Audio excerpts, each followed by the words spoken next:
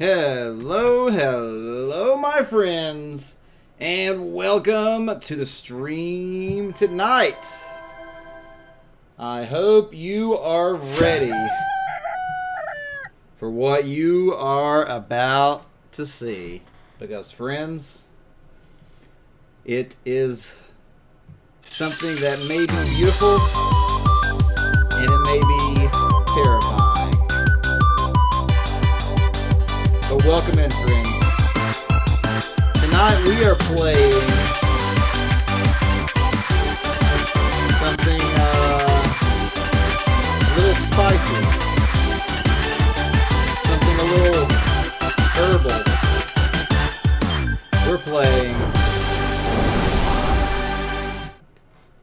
It was supposed to show the title right when I said that. There we go. I Love You, Colonel Sanders. A finger-licking good dating simulator. We are playing I Love You, Colonel Sanders. I have actually wanted to play this game for a long time, but I never found the right moment. I wanted to make it special, and I thought about waiting and saving this one for April 1st, because I thought this would be a good Fool's Day kind of game to stream. But then I said, why not just go ahead and do it? Why not go ahead and do it? The Siren Head dating sim? No, I've not seen that, HJ. Alright, but welcome in, everybody. Welcome in. Welcome into Boneless, Igor, Hannah, Legion, Longy. Glad you made it back out. HJ, and Inverted. Yep, you have seen correctly, Inverted. You don't have to put on your gaming glasses to see this. We are playing I Love You, Colonel Sanders, the dating sim game. So, yes, our question of the day is, who or what is your favorite brand mascot? You know, for example, Ronald McDonald, Toucan Sam, Tony the Tiger, Colonel Sanders. What is your favorite brand mascot? Heck, it could be a mascot for a sports team. It could be the front of a game. It could be Master Chief, I guess, or like a company. That is the question of the day. And that's not true, Igor. I'm sure that the Ukraine has some type of mascot characters. I'm sure they have something like that. Legion says the Coca-Cola Bear. Yep, that's a good one. The Coca-Cola Bear. Turn down the game volume right now. It's too loud? I know the intro was loud, but the game volume should already be low. Yeah, I have it turned significantly down already. I don't think the intro goes by those settings. Ronald McDonald says Boneless. You thought it was a joke, Inverted? Should I have saved it for Fool's Day? Should I have saved this one for April Fool's Day? Maybe I should have, but too late now. Too late now. Hannah says Pikachu. Yep, that works. That works. I should have known that one. Should have known that one. You don't have Ronald McDonald, but other companies, you don't have like any characters that represent a brand, like, I don't know, like a sunflower character or something like that. Cuzzy says your favorite brand mascot is Hatsune Miku for Domino's Japan. Oh, that's an interesting one, Cuzzy. Sonic's for Legion. Tony the Tiger for HJ. Oh, come on, Inverted. You can't answer that way. Come on. Don't be a Igor. You have McDonald's but no mascots. What? I can't believe there's no mascots. I don't believe that, Igor. I don't believe that. There has to be some equivalent to mascots. Like, your sports teams don't have mascots or something? Yeah, I mean, that's a good question. I'm sure there's mascots in the Ukraine of some type. Well, I don't know for sure if that's what we're doing, Boneless. Well, actually, I know we're not doing that because we already did that before and it was miserable. All right, friends, so a couple of disclosures here. I have no idea how steamy this game gets. I'm assuming it's pretty tame. Considering it's, you know, a KFC game, but I don't know. You know, it's a romance game, it's a dating sim, so I don't know. There may be some adult situations. I also don't know. I do know it's about 2 hours, so we should be able to play the entire game tonight, which will be good. But I have no idea about the style of game other than it's a dating sim. I don't actually know if I've ever technically played a dating sim, so this might be something new. This is going to be something new for all of us. It's going to be something new for all of us. Yeah, I saw that in the Discord, Hannah. You said you found the Game Boy. That's really cool. Is it an original big Game Boy, like a big brick? Or is it like the Game Boy Color, the little small one that was colored? Is canon to Persona 4? Really? That's pretty cool, Cuzzy. You don't watch any sports, Igor? Boneless says the Little Caesars Roman Daddy. That's funny. That's funny. Yep, we are going to try to get the Colonel's chicken. That is our goal tonight, Inverted. That is our goal tonight. Come on, Igor. You're just being a spoiled Komodo. All right, but here we go, friends. Let's go ahead and start this game. Let's play some I Love You, Colonel Sanders, a finger-licking good dating sim. Here we go, friends. Here we go. I also don't know if this is voiced or if I'm going to have to provide voices. Welcome, Chef. I mean, should our name just be Beard or should it be something better? Should it be like Sergeant Beard or something since we're after Colonel Sanders? What's like the lowest rank in like the military? What's like the lowest rank? Hey, Jack, welcome. That Colonel Sanders is a real person, right? Good to see you, Jack. Good to see you. Private Beard? Do we want to be Private Beard? Is that what we're gonna do? I don't think I'm gonna do Private Beard. That's too on the nose, or something else. No, we're not doing that. We're not doing that.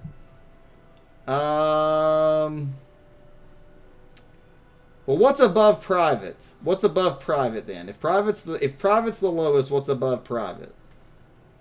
Should have played this on the KFC console. You're not wrong with that. You're not wrong with that.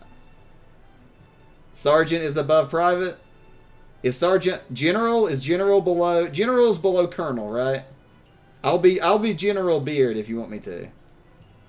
Sergeant Fool. Ooh, I like that, cuzzy. I like Sergeant Fool. I like Sergeant Fool. General Fool. Sergeant Fool sounds good. Isn't Sergeant? I think Sergeant's above Colonel, though. Grand Admiral. No, I'm pretty sure that's up there. So somebody look up the military ranks and tell me what's below Colonel. Because obviously I'm not going to be at Colonel Sanders level. I have to be working up to that. So what's a rank below that? Is Sergeant below Colonel? Can anybody confirm or deny this? Private, Corporal, Sergeant. Well, where does Colonel come in? Specialist. I don't think Specialist is one of them. Where does Colonel fit in this? You're eating most of the chicken wings of KFC? Wait, do you have chicken wings today, Igor? I don't think that's right, HJ. Because I know Colonel has to be in there somewhere. Here we go. Private. Private First Class. Specialist. Corporal. Sergeant, Staff, Sergeant. What? That doesn't help. Hey, Brooke, thanks for the bit. Welcome in. Welcome in. It was an original Game Boy. Brigadier. Lieutenant Colonel is under Colonel. I just want to know, is Sergeant under Colonel? Because I'll do Sergeant Full if Sergeant's under Colonel. So Sergeant is the top. So Sergeant is the top then. I don't know where Colonel falls in there. Alright, we're going to be Sergeant Full. We're going to be Sergeant Full. That's how you spell it, right? Sergeant? Hold on. I'm going to Google this. I can't trust you people. How do you spell Sergeant, first of all? Sergeant. Is Sergeant below Colonel? The rank of Colonel is typically above the rank of Lieutenant Colonel. Brigadier.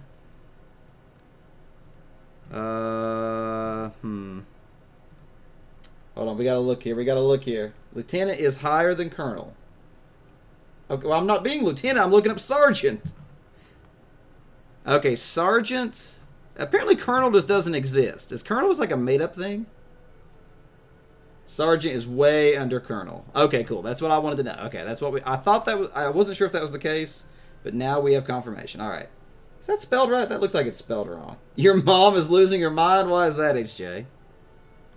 Is that how you spell it? Sergeant? S-A-R-G-E-A-N-T? S-A-R-G-E-A-N-T. S-A-R-G-E-A-N-T.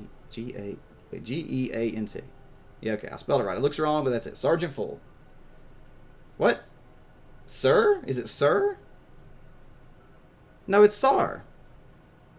It's Sar. What? When I Google it, it doesn't say it's misspelled. Wait, is that two different words? Oh, Sergeant is a word, but it's a different word. Sergeant is a non-commissioned officer. Wait, so what is a sergeant definition? Hold on, we're just learning all kinds of things right now.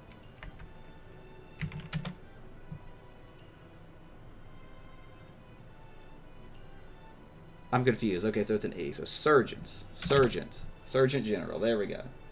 Sergeant. Sergeant. Sergeant. Alright, Sergeant Fool. Sergeant Fool, that's right? Sergeant Fool.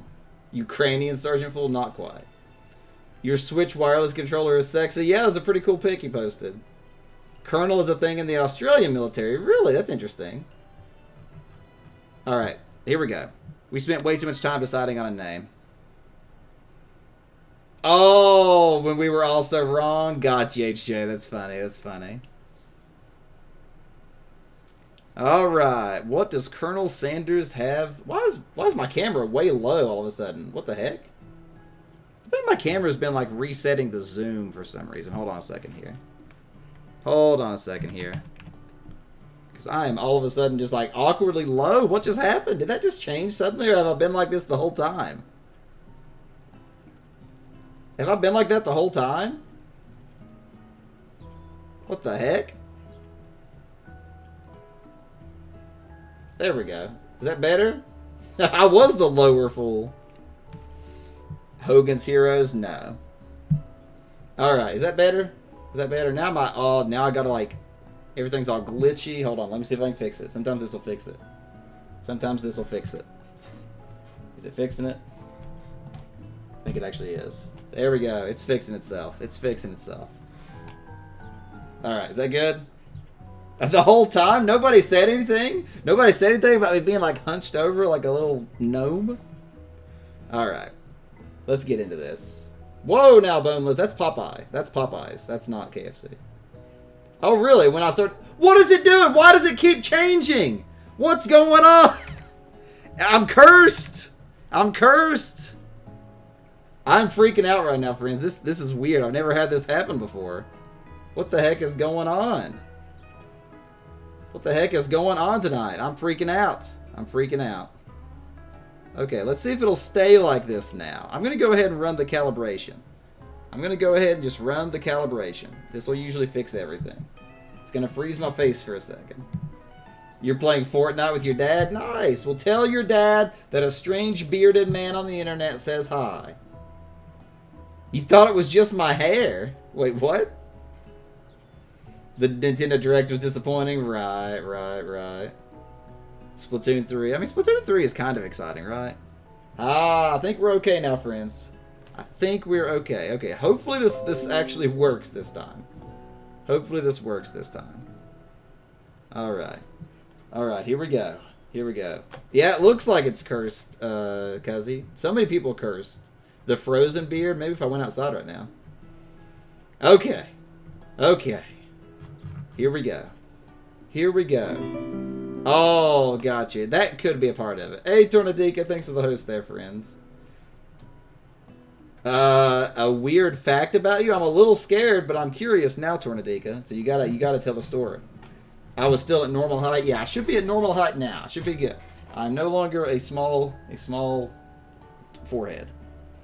You were born with sideways pinky toes. Well, Tornadica, why don't you post some pictures of your feet in the Discord? Don't really do that. Yeah, I'm sure. Where is Ghost? Ghost needs to be here for this. I didn't even see that one, Jack. Why is it doing this? Why is it doing this?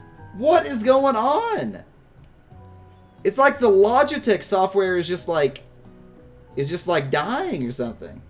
What is going on now? Now I'm even smaller. Oh my gosh, what is going on? Okay, I'm freaking out right now. What is happening here? Alright, zoom in once. Nope, that's way too far. Oh my lord. Zoom in once. Go all the way to the right. Go all the way down.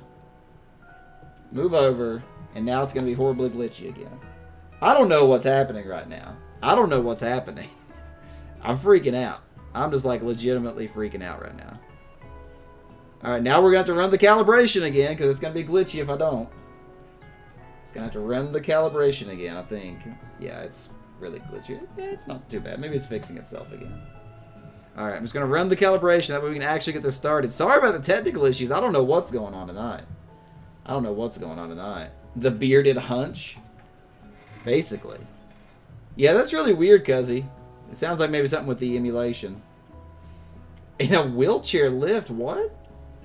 Get out of there! The army is taking me to Brazil. What are you talking about, Jack? What are you talking about? Okay, are we good? Are we good? Okay. Okay, I think I'm okay. I think I'm okay. I think I'm okay for right now. Hopefully this continues to stay normal.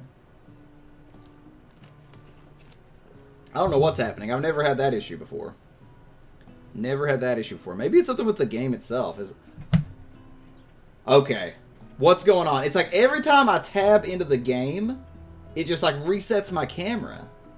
What the heck is going on here? What is going on here? Hold on a second. Hold on a second.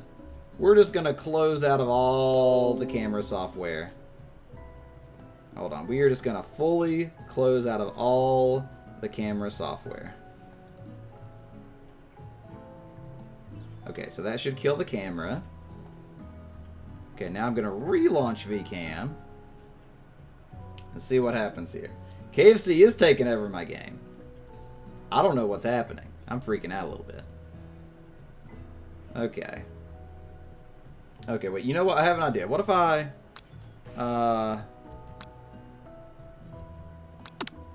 What if I... Is there a way to take off full screen? Okay. Let's see if this makes a difference. Maybe if I don't have it on full screen, it'll be okay. Alright, so now I have VCam reopened. So let's go ahead and launch Logitech again. This is like the most weird thing I've ever seen. I mean, I may have to restart my whole PC at this point. Alright, here we go, here we go, here we go. Alright, I am in position. Ew, that's so weird. Every time that I click on the game, it just completely kills my camera. Okay, hold on. Hold on. We're gonna close Colonel Sanders down for a minute.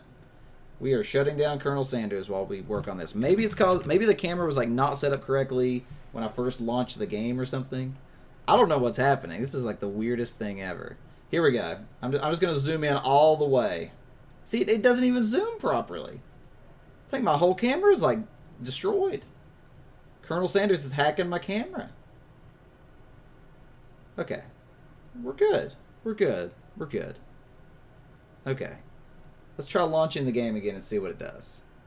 Let's see what it does. Hey, Jack. Thanks for the host there, friend. Sorry about everything crazy going on. I don't know what's happening. Hey, Dark Guard. Welcome in. Cover your ears for a second, friends. Cover your ears for a second. No, Legion. You're not supposed to clip that. Alright. Are we okay? Are we okay?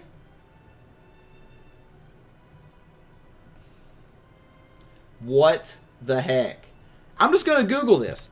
I love you, Colonel Sanders. Resets camera. Resets Logitech camera. What?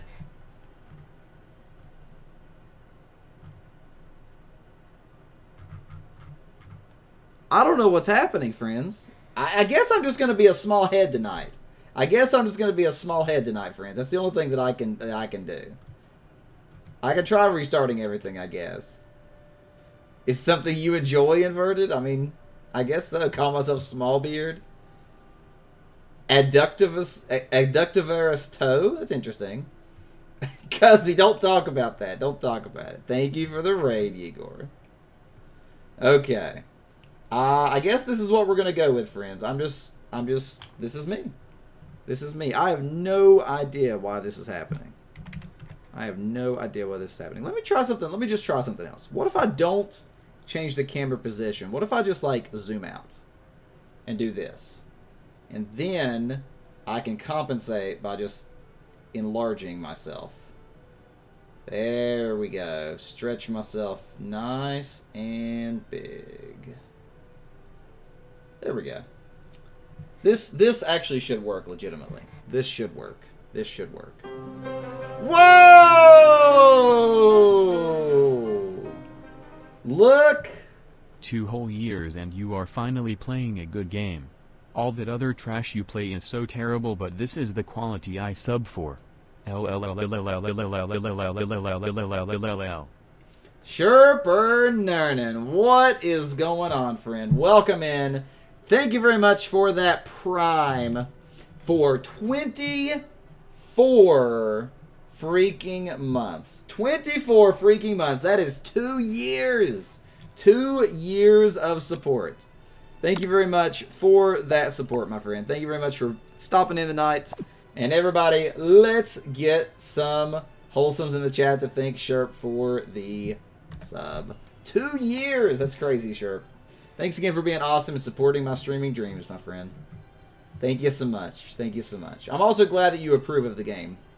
I'm happy about that. It's going to be in my search history now. We don't talk about that, Jack. Move my cam? Yeah, I think that'll work. I think that'll work. I don't know what's happening, Legion. I don't know. I see the clip. Okay, okay. The opening sound from the room. It's not the opening sound, but it is a sound from the room. Yes. I'm glad you noticed.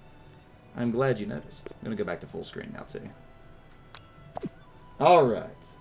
You just finished a 5-man clash. Oh, nice. How'd that go, Sherp? 3rd. Hey, that's not bad. Did you actually win prizes from that? Dark Guard says, the brown M&M is your favorite brand mascot. That's pretty cool. Why is that, Dark Guard? That's very unique. Hey, Bacon, welcome in.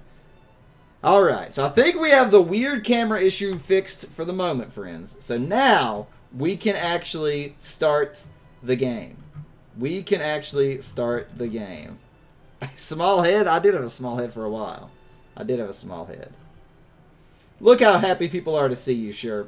So you ought to come in here and hang out more often because people miss you. It's complicated. Now I'm a little scared, Dark Guard. Now I'm a little scared. Alright. I see your clips there, Legion. Alright. I don't know what happened. But let's start this game. Let's date Colonel Sanders. Oh yeah, we got to set up our name again. We are Sergeant Beard. Spelled correctly. Colonel Sanders, Sergeant Beard. Let's go. Let's go. Hey, look, my camera's not dying now. Life is good. It really does, apparently, Legion. That was a bizarre little bug, though. All right, here we go. I gotta read it. Gotta read it. You sleep softly as the morning sun casts a warm glow through the window of your modest student apartment. The world is peaceful and serene. You could stay in the moment forever. We've all been there, right? Alright, well that's enough for this stream. I'm terrified, so or you could wake up now. Your first day of culinary school is no time to sleep in. Smack that clock up and at him. Throw the clock out the window and stay in bed forever. I mean, you know what we have to do, right? You know what we have to do. You slept through the school year and gave up on the once-in-a-lifetime opportunity to meet Colonel Sanders. Game over. I give up.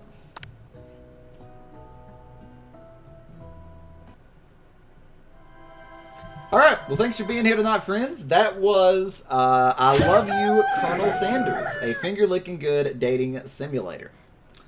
We'll be back. It was perfect. I didn't make any mistakes on that one. Alright. Alright, let's try that again. Let's try that again. I thought that might be what happened, is that I could get an alternate ending for that, so. Claps. Whoa! You gonna get clapped if you don't calm down, Jack. Alright, can we actually start Colonel Sanders for real this time? Alright. Alright. I feel like we can make like a rap beat out of that.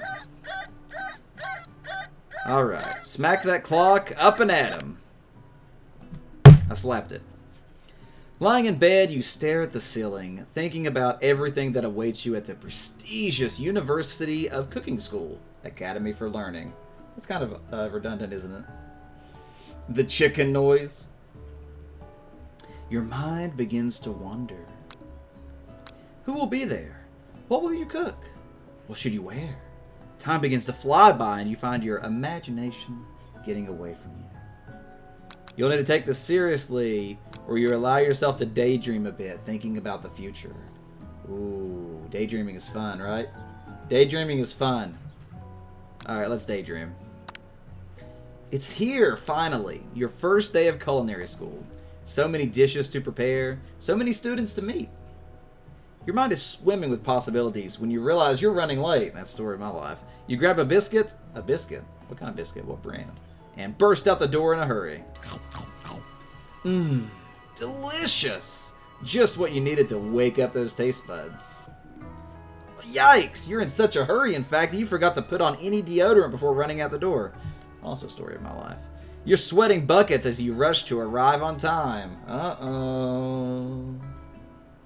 Standing in the quad, what is a quad? You gaze upon the magnificent University of Cooking School, Academy for Learning.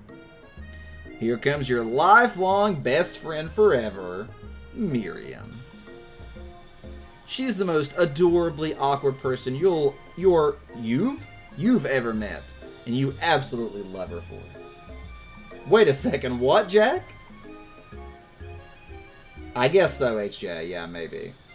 By the way, friends, don't forget to answer our question of the day. Who's your favorite brand mascot? Oh, I know. I gotta do voices now. Because this is going to be a recurring character, so it has to be an easy-to-do voice. I have no idea, Cuzzy. Good morning, Sergeant Beard. No, that doesn't sound right. Good morning. Good morning. Is that too high-pitched? Good morning. Good morning. Good morning. Good morning. Good morning. I always struggle with the voices here. She's like a young, like energetic. Hee hee hee. Good morning. No, that doesn't work. That doesn't work. Yeah, I don't know. Maybe Ghost will stop in. Helium? No, I can't do this voice. That's too difficult. I'll just do my generic female voice for now. Good morning, Sergeant Beard. Are you excited for the first day of the rest of our lives? Actually, I'm... Because I sure am. Excited, a little nervous. Okay, a lot nervous. What the... It's just that this morning I made breakfast for myself, but, well, when I ate it, I couldn't taste any love in the food. What if I'm no good? What if I fail? Classic Miriam. Raised by master chef parents, she's always held herself to a very high standard. Ever since we were little babies playing together and you rescued me from that quicksand box, it's been clear to me that you're the most loving, caring person I know. You're going to do great. But with the University of Cooking School Academy of Learning's famous 3-day-only semesters, I'm afraid of being left behind and never catching up. A sweet girl, Miriam, has always had a flair for the dramatic. This summer, she got so nervous about her first kiss, that she chipped a tooth practicing on a mannequin. We've all been there, right? Should you pep talk her or change the subject to give her some relief? Sounds like me public speaking. Is a fast food place if you get any food in the food? You know, you're not wrong. Hey, Music, welcome. Okay, I appreciate you, Music. You're good. I understand that you were a little upset that night, but you're good. You're good. And hey, you get to get dirty with Colonel Sanders tonight, so it should be your dreams come true. I mean, we need to pep talk our best friend, right? I mean, that's the thing to do. That's the same thing to do. Remember last month when we saw that fortune teller and had our tarot cards read? The lady with the mask who gave me nightmares, I've been trying to forget. I know she looked spooky, but she was so sweet, and she told you that you were destined for great things. Remember that card with the fancy-looking tower? And that other card featuring that handsome fellow in the red suit? I've been waiting for so long to meet a handsome fellow I could call my own. And I'm sure you will soon. In no time, we'll be graduating, and you'll be delighting the world with your heartfelt cooking in no time at all. As you talk Miriam up, you can feel her nerves begin to ease. You know what? Maybe everything will be okay after all. And if not, at least I have these killer bangs. Can you believe I cut them myself? You can definitely believe it. A steamy KFC dating game. Very steamy. Kind of like the chicken. Available at your local KFC. I cannot believe it. Before you can get another word out, you're rudely interrupted when someone smacks your books and custom engraved measuring spoons out of your hands and onto the ground. I literally have been there before. Hey! It's Ashley, your arch rival. She's totally evil, but you can't help but be filled with jealousy. She can get anything she wants, and she knows it. Hello, Ashley. Oh, I didn't see you there, chicken shins. You leave Sergeant Beard's shins... I messed it up. You leave... I've already lost the voices. You leave Sergeant Beard's shins alone. They are perfectly normal shins. You can't stand Ashley. Even her name is annoying. You know for a fact that it's actually Ashley, but she had to add extra letters to make herself feel better than everyone. If anyone here knows what perfect shins looks like, it's us. We're not going to let you or your really weird insults get to us. Across the quad, you see Ashley's best friend, Van the Man, has stopped to look at his own reflection in the mirror. His pants are so tight that you can see him casually working out his glutes while he styles his hair. No lie, they're rocking glutes. Van! Oh man, oh boy. Oh boy. I don't know if I can do a flamboyant voice without being like stereotypical. I'll try though. You rang. You've never been sure what their arrangement is, but as long as you've known them, Ashley and Van have been just as close as you and Miriam, but substantially more devious. Hey, thanks for the lurk there, Boneless. I can't believe that University of Cooking School Academy for Learning would even allow people like you to attend as students. Oh man, I'm struggling with these voices. I'm struggling tonight with the voices. Not a dating sim with that one? Right. I know, right? You think they just hand us our diplomas now. Or maybe hire us as professors. You amateurs could learn a lot from us. With the first day of school about to start, there's just not time to properly tell these two off, so you resist the urge. Let's go, Miriam. See you later, losers. As you approach the door, you see a goofy-looking kid pushing hard against the window directly next to it. Oh, oopsie. I think it's broken. You reach forward and easily pull the door open. That should do the trick. I love you! I think you mean thank you? My name is Pop. I was named after my Pop. He's old. Could someone like this also be a student at the school? He must be one heck of a chef. Also, his name tag clearly says Bob, but I guess he's reading it upside down. Hi, Pop. I'm Sergeant Beard, so are you going to make me hold this door all day? Nope! And with that, the young man walks into the building ahead of you. Is it just me, or is he kind of cute? I think it's just you. You both shrug your shoulders before following him into the building. A JoJo character with style, right? You tried it for a few minutes and quit. Well, you're missing out, Legion. You're missing out. You stand at the edge of the room, unsure where to sit. Other students wander in and keep themselves busy chit-chatting. A scruffy-looking pooch takes his place at a podium at the front of class. Adorable. Ruff! Now, quiet down, everyone. Who is this unreasonably cute pup, and why is he in our culinary class? You must be Sprinkles, head instructor and CEO of UCSAL. Please, call me Professor Dog. Woof. I may be cute and a little fluffy, but I still demand respect. Woof. What? A cute dog is our professor? This is the best school ever. I guess only a dog's nose is capable of picking up all the nuances of fine dining. Out of nowhere, wind begins to rush around you as a swirl of cherry blossom petals fills the air inside the classroom. I'm chilly. Somebody close the window. And then, oh, my heart can't take it, walks in. You're immediately swept up in the aura of this new student and his remarkable goatee. Who knew anyone could be so handsome? Time stands still. It's him, it's... If it isn't my favorite student, Harland. Colonel Sanders interrupts Sprinkles. Sorry, Professor Dog, before he can finish his sentence. Okay, I gotta be really handsome. I gotta be really handsome with this voice. How do I do a handsy man voice? I don't usually do this one.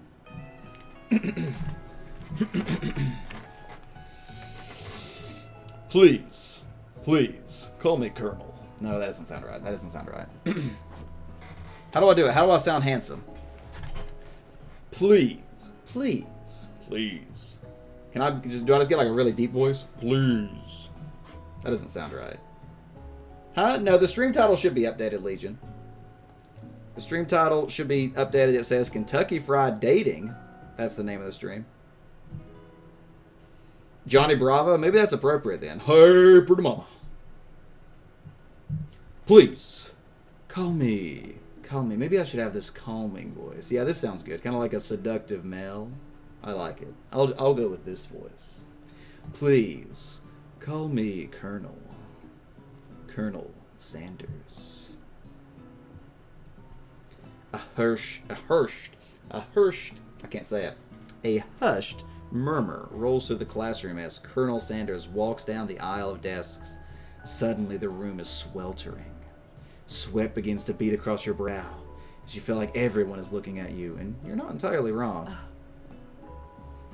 And this over here must be Sweaty Sweats a Lot. Maybe we should open that window back up before Faucet Pits melts into a puddle and evaporates entirely. Hold on just a second. Nobody talks to my friend like that.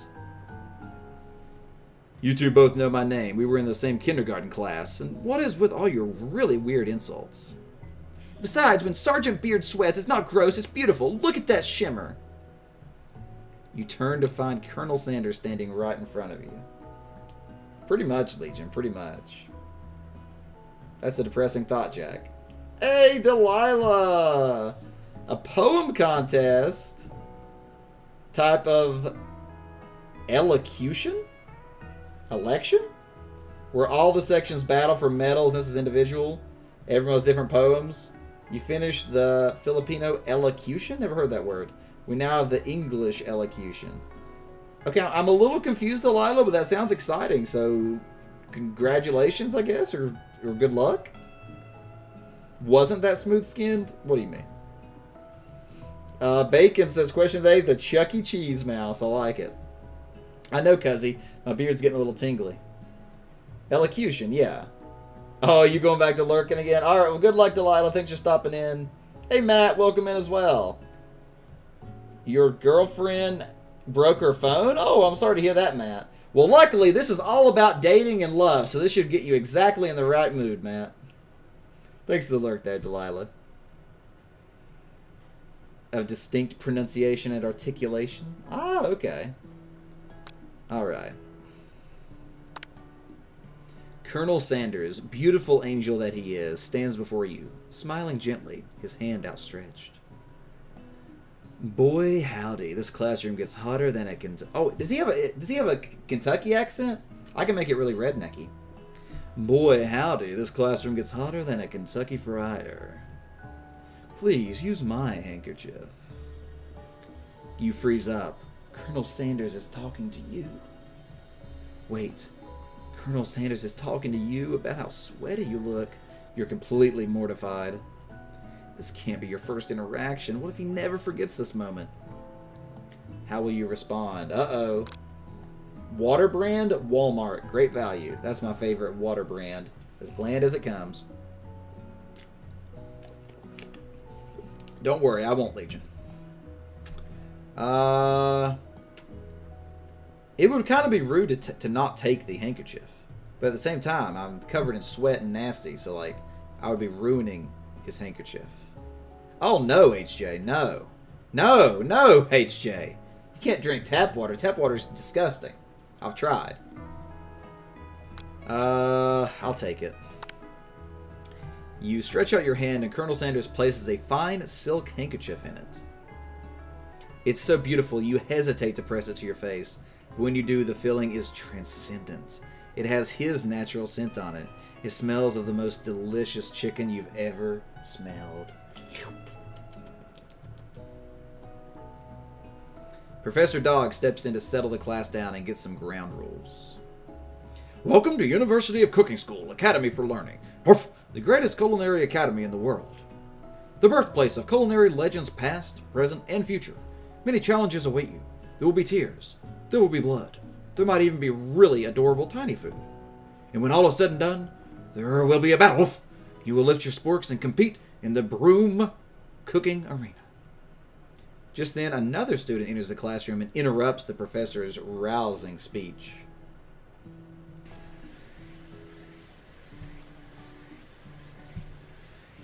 Hi guys, sorry I'm late. I hope everyone had a good summer. I really miss... Quiet! Late to class is bad enough, but interrupting my monologue? You're on the fast track out of here, young man. Are you sure you're even in the right place? Don't you recognize me? This is my 3rd year in this school with you as my teacher. Everyone stares at him, blankly. Does no one remember me? You're expelled if you... Hold on. You're expelled if you utter one more word before I finish. Let that be a lesson to you students that tardiness is unacceptable. Even Clank made it here on time, rolling halfway across town on his tiny wheels. You turn to see the student Sprinkles is referencing, who appears to be some sort of industrial kitchen appliance. The class bursts into laughter. Oh, Clank, you rascal. Sprinkles walks in the classroom as everyone stands in silent obedience. When he gets to you, he lifts his nose into the air and takes a deep sniff. Tap water is terrible, Jack. It's always been bad. It's always been bad. Really? You drink tap water too, Hannah? Ugh, I think tap water just tastes like minerally nasty. It's horrible. Much more than dry mouth, right? As bad tap water as he try not to drink that, right? Your diet is lacking. Based on what I'm picking up here, you definitely need a multivitamin. You should be taking better care of yourself. You've never had a talking dog as a teacher before, but Sprinkles' reputation for being smart but tough is well known. You decide to try and butter him up by giving him a treat from your pocket. But what kind? Uh-oh. Hey, there's the man of the hour. What is going on, Ghost? You are just in time. I was hoping you were not going to miss this stream. We are trying to date Colonel Sanders, Ghost. We are trying to date Colonel Sanders. That's what's happening. When it's cooled in the fridge for several hours through a filter? Well, that's different if it's through a filter. If it's through a filter, that's entirely different. Fancily packaged tap? I mean, true, but it is at least somewhat filtered. Give you Dasani water? I'm sorry, Hannah. Dasani's pretty terrible. Exactly. Jack understands. Just to spite me for this? Hey, Faded Galaxy. Good to see you, friend. Welcome in. Glad to see you tonight. I mean, chicken snack seems like the obvious answer. Beef would maybe be, like, sacrilegious. Could also just give a rubber ball. You said to try to butter them up. But didn't they already say something about me I didn't smell like chicken or something, right? In fact, is Ghost going to finally make a decision? Is Ghost going to finally make a decision? I'm going to do rubber ball. You reach beneath your apron and return with a rubber ball in your hand. Sprinkle's eyes go wide as he locks onto it. Whoa! Really, Ghost? You have redeemed a game to stream and you want it to be Bioshock 2 Minerva's Den DLC. So question. Can I play that without... Is that like a separate story to the main game? How does that work exactly? Because I have no problem playing Bioshock 2, but I don't want to play... Obviously, I don't have like a save file. So unless it's like its own thing, I'm not sure. How does that work? It is a separate story. Okay. So you don't have to like play the main game or anything like that to unlock it or anything like that? I guess not with it being a DLC. Okay. Well, we'll make it happen then. We'll make it happen. I have Bioshock 2 and Bioshock 2 Remastered, so you've heard it here, folks. You've heard it here. Yes, I played Just Cause 3 quite a bit, actually, Jack. You've heard it here, folks. Next week, Next week, we will play Bioshock 2, specifically the Minerva's Den DLC, assuming I either own it or can get it. Does the remastered version have the DLC automatically? Let me take a peek here really quick. Just curious. No, so it looks like it's separate. Okay. Okay, I'll look into it and figure it out. But yeah, that'll be what we do. That will be what we do. We will play Minerva's Den next weekend. So be on the lookout for that, friends. Be on the lookout for that. I mean, go for it, Boneless. Everybody will just ignore it if they don't understand it. Both should actually. Okay, sweet. Return with the rubber ball in hand. You toss the ball, and he bounds after it, grabbing it in his mouth and swinging it from side to side before dropping it. The thrill passes quickly. It's not clear if that endeared you to him or not. Settle down, young chefs. Take your seats and prepare to have your minds opened to the amazing possibilities of culinary creation. Oof. As everyone rushes to claim their favorite seats, you're left standing at the front of the room. Only 2 options remain. Hey, Sergeant Beard, there's still a seat here. It seems that... Oh man, I keep forgetting how to do the sexy man voice. It was like a soft male voice. It seems that no one has claimed this seat next to me, if you're interested. Ooh, man, do we want to sit by the Colonel or sit by our best friend? I mean, ideally, in an ideal world, our best friend, if they're really our best friend, would understand us taking the opportunity to sit by Colonel. And also, he offered it to us. You know, this is an opportunity to maybe give back the handkerchief or something. So, I'm sure Miriam will understand. You move to take your seat by Colonel Sanders. It appears he brought no books, pens, or pencils. However, his perfect upright posture shows off a seriousness that makes you confident in his desire to learn. Would be the Colonel? True. True, true. Hey, thanks for offering me this seat. I've only had 2 rules. Do all you can and do it the best you can. It's the only way you ever get that feeling of accomplishing something. That's so inspiring. A little off topic if you ask me, but okay. As soon as you've settled into your seat, the professor makes an announcement. Think fast, it's time for a pop quiz. Yay, a quiz about me. This incredibly important and surprisingly short quiz will tell me if you are ready for life at culinary school. Keep your knife sharp and your focus sharper. Here comes question 1. Ricochet by Valve? I have no idea what that is, Jack. If I had to guess, considering this seems to take place in a Japanese-style school, I'd probably say 16 in Japan, 18 in the US. My answer to question of the day? You know, I don't know. I don't know my answer to question of the day. I have to think about that, Hannah. I'll get back to you on that one. Favorite mascot. Here comes question 1. If train A is traveling to point B and train B is traveling to point A, how important is it to wash your hands before cooking? That everyone wants. I mean, basically, yeah, that should be my answer today, right? Yeah, the Colonel is a student, apparently, Cuzzy. I mean, I'm just going to answer it. I mean, maybe this is a trick question. Obviously, you have to wash your hands. We're in the food industry. Extremely looking at you, Pop. That's right. Forest is to tree as chicken is to... Let's see. There is a tree within the forest. So this one doesn't work at all. Forest is to tree as chicken is to... So, oh, no. A forest has a tree, so a chicken has a feather. That makes sense. Yeah, that makes sense. That's right. What is the most efficient eating utensil ever created?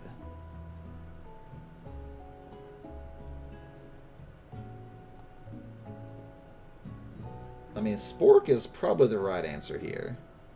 No, Pop, don't hurt Pop, Jack. That's right. What food is best for a broken heart? Anything as long as it is prepared with love and not too much salt. Camel meat or a pancake that looks like a silly face. I'm thinking about saying a pancake. I'm thinking about saying a pancake. I'm thinking about it. I'm thinking about it. That's wrong! Is Sprinkles a good boy? He's a talking dog that teaches at culinary school. He is the best boy. Or yes. That's right! Your total score is 4 out of 5. Oh, total score 4 out of 5. Only one wrong? Not too shabby. Ruff! You might do all right, kid. You look up to see that Colonel Sanders has been watching you tally your score. He nods with approval. May I have your attention, students? I have an important announcement to make. Time for lunch! Wow, the cafeteria is as nice as any restaurant you've ever eaten at. It makes sense that a school dedicated to cooking would also be serious about eating. A delicious fragrance wafts through the room and tickles the end of your nose. Woo-hoo-hoo. Your mouth waters. Do you smell that? That must be our lunch. It smells crazy good. Everyone, can I have your attention? Is it about lunch? No, I just wanted to apologize for my tardiness. You see, I was... Howdy, folks. I'd like... Man, I can't get this voice right. I'd like to make an announcement. Hey, It's about lunch. Everyone cheers. But Shh! Lunch, lunch, lunch. She says shh. In honor of the new semester, I have prepared something special to share with everyone for lunch. That must be the smell I smelled. A smelly smell that smells smelly? Indeed, that smell. You hold your breath, waiting to see what food this mysterious student has created. You've heard that he's very talented, but were the rumors true? To bust into Thriller? Health violation? Probably true. Is this? Colonel Sanders lifts a large bucket above his head. Its contents glimmer in the light. Piled high are huge pieces of chicken, breaded and fried to a crispy, golden finish. The aroma envelops you, and you begin to feel warm and safe. Colonel Sanders has filled a bucket with chicken? What a novel concept. Your stomach begins to grumble as if to say, stop thinking and start eating. For years, I've been developing a secret recipe for the perfect fried chicken. By my calculation, nothing less than 11 herbs and spices are required to achieve the perfect balance of flavors. You look around and notice that every other student has a pen and paper and is scribbling notes as fast as they can. But that's all I'll say about that. What? You think we want your stupid secret recipe, dude? Psh, nah, my dude, nah. I'm just drafting a last will and testament in case one of these ingredients is poison. Got him! He looks around nervously to see if anyone else is laughing at his sick burn. You wait to see what zinger Ashley has prepared to follow up, but she suddenly takes a different approach. Yeah, and I was like writing in my diary, Dear Diary, today I smelled something beautiful. I knew at that moment that only the hands of a true gentleman could fry chicken so tender. Refrigerated cookies, boneless, what are you doing? Now you're getting hungry, Bacon? Yeah, good question, Jack. You see her body language change from bitter and evil to sweet and innocent as she slides closer to Colonel Sanders. She realizes that he is destined for greatness and fame with cooking skills like this. She wants him all to herself. Come on, Ghost. This is a masterpiece, and you know it. You know it. Oh, please. Well, Van, the man. If you don't want any, I'll I'll take his. Whoa, hold on. I mean, I guess I'll try it. He takes one bite and his eyes grow wide. He starts contorting his face as he tries to hold in his pure exhilaration and act unimpressed. Easy now. There is enough for everyone. Please, my fellow classmates, dig in. You take one of the pieces of fried chicken out of this bucket and sink your teeth into it. It's amazing. What the? Hey, Zistic, welcome in. Tasting Colonel Sanders' food transports you to another dimension.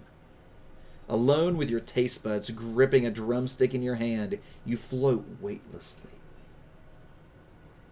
What's happening, Zistic? Welcome in. Thanks for joining us tonight. Glad that you made it out to another stream, friend. Ashley, yes. You hate the characters, Jack? What? How can you hate the characters? Focus your mind and meditate on this moment. Try and identify every flavor. Savor the moment and everything that it tells you about Colonel Sanders' culinary heart. Swim toward the light. Probably not the latter. Try and identify every flavor or savor the moment and meta and everything that it tells you about culinary heart. I'm going to go with this one. I'm going to go with this one. The flavors in your mouth are beautiful, pure, heavenly. What a guy. Alone with the flavors, you feel something that can only be described as love. For a man? For a flavor? Are they the same? After tasting his food, you try to get some one-on-one time with Colonel Sanders. You approach Colonel Sanders. Not anymore. Not until you saw this game, right? Colonel Sanders smiles ever so softly as you approach. He stops what he is doing and allows you to break the silence. Colonel, I wondered if I could talk to you for a second. Anything for a fellow chef. What exactly was on that chicken? How bold to come out and ask. It's an idea I had for a new combination of flavors that will make me my fortune and establish my legacy for all time as I open a chain of highly successful fried chicken restaurants. No big deal. It's just you and me here talking. I can keep a secret. In fact, I've got some of my own that I'll be willing to trade. Exactly, Bunless, exactly. You like it, Hannah? I do too. Basically, Cuzzy. What's the rush? The semester is only getting started. We've got 2 more whole days to get to know each other. He's clearly not going to give it up easily, but it doesn't hurt to be persistent. You know what they say about secrets, Colonel? Shouldn't learning be fun? Aww. You've got moxie. I'll give you that. Colonel Sanders looks both ways to make sure you're truly alone, and then leans in. You can feel his warm breath as he whispers. Just one ingredient, but you can't tell. I use... It's something my great-grandmother taught me. Wow, you'd never have guessed that. In fact, you're not even sure where you'd get some if you searched. While you're wrapped up in that huge revelation, you notice that Colonel Sanders has disappeared. While everyone else is still in the cafeteria, you decide to look for him. Yes, HJ, yes. You find Colonel Sanders outside, standing in the quad. Oh, it's you again. Howdy. Sometimes I like to come outside and look at the school buildings. I think about how my story will continue on after I've graduated. Sounds like you have big plans. Oh, sorry. It sounds like you have big plans. I dare say the biggest. I will leave my mark on this world. You can bet on that. Alone together for the first time, you figure now is the perfect moment to show your personality to him, if you know what I mean. Neg him to show your own strength. Wow him with a big idea to add an additional ingredient to really spice things up, or be modest but thoughtful. Uh-oh. Uh-oh. Had a tumultuous relationship? The French-sounding music? I don't ask questions. I don't ask questions. Culinary fills? Yeah, maybe.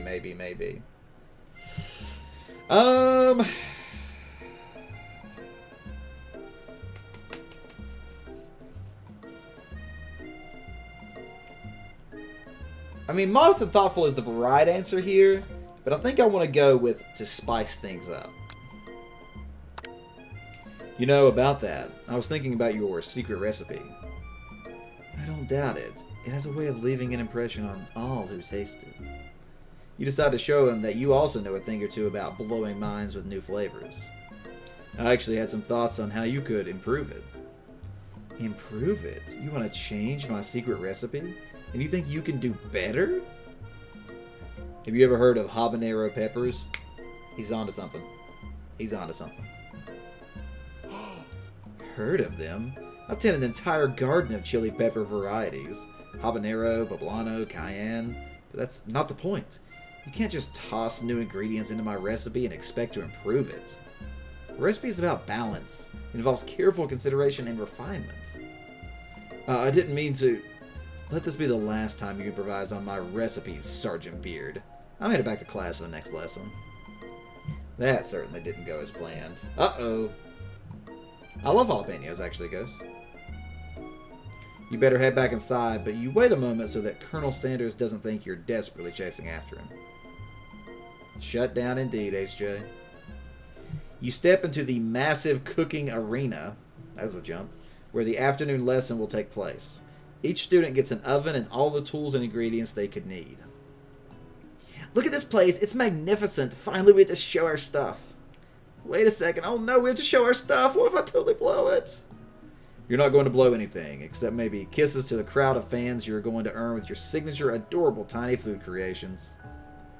Welcome, students, to the cooking arena. Oof. For today's lesson, we'll be cooking with partners.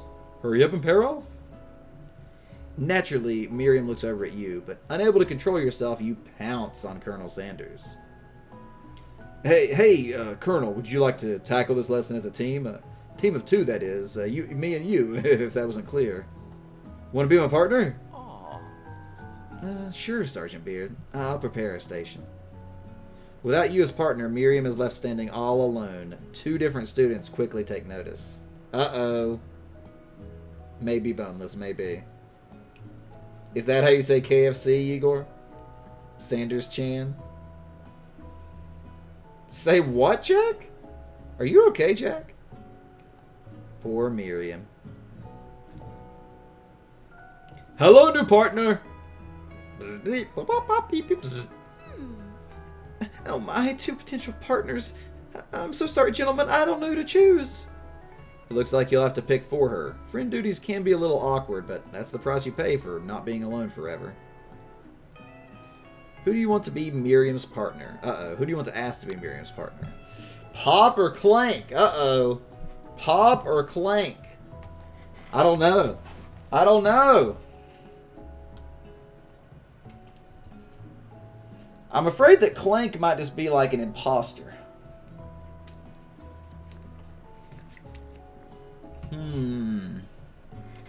But Pop could be a secret master chef. Miriam's getting replaced with Sanders a little bit. It looks like most people want Clank, surprisingly. I was leaning towards Pop. Uh-oh, now it's tied up, I think. Alright, we're going to go with Pop. We're going to go with Pop, just because Jack doesn't want us to. Just because Jack doesn't want us to. Sorry, Clank, but I think Miriam will be partnering with Pop today. Pop gives a big smile as he steps up to the same station as Miriam. I'm a chef.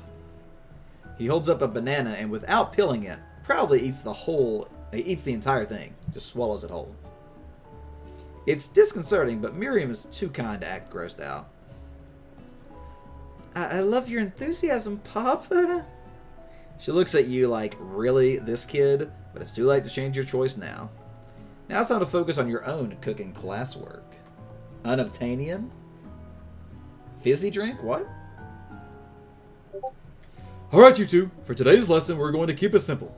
Pick a basic dish and divide up the steps. No chef is an island. It takes 2 flints to make a fire. You get the idea. Roof. Which dish do you suggest to your partner, Colonel Sanders? Steak tartare seems easy enough. It's fancy and you don't even need to cook it. Using octopus will blow Colonel Sanders' mind. Your grandmother's mashed potatoes and gravy. Oh, Oh, my granny. Granny's taters! We gotta do Granny's taters, right? A yummy jalapeno treat? Oh, I'll check it out later, Ghost. Yeah, we gotta go with Granny, right? We gotta go with Granny.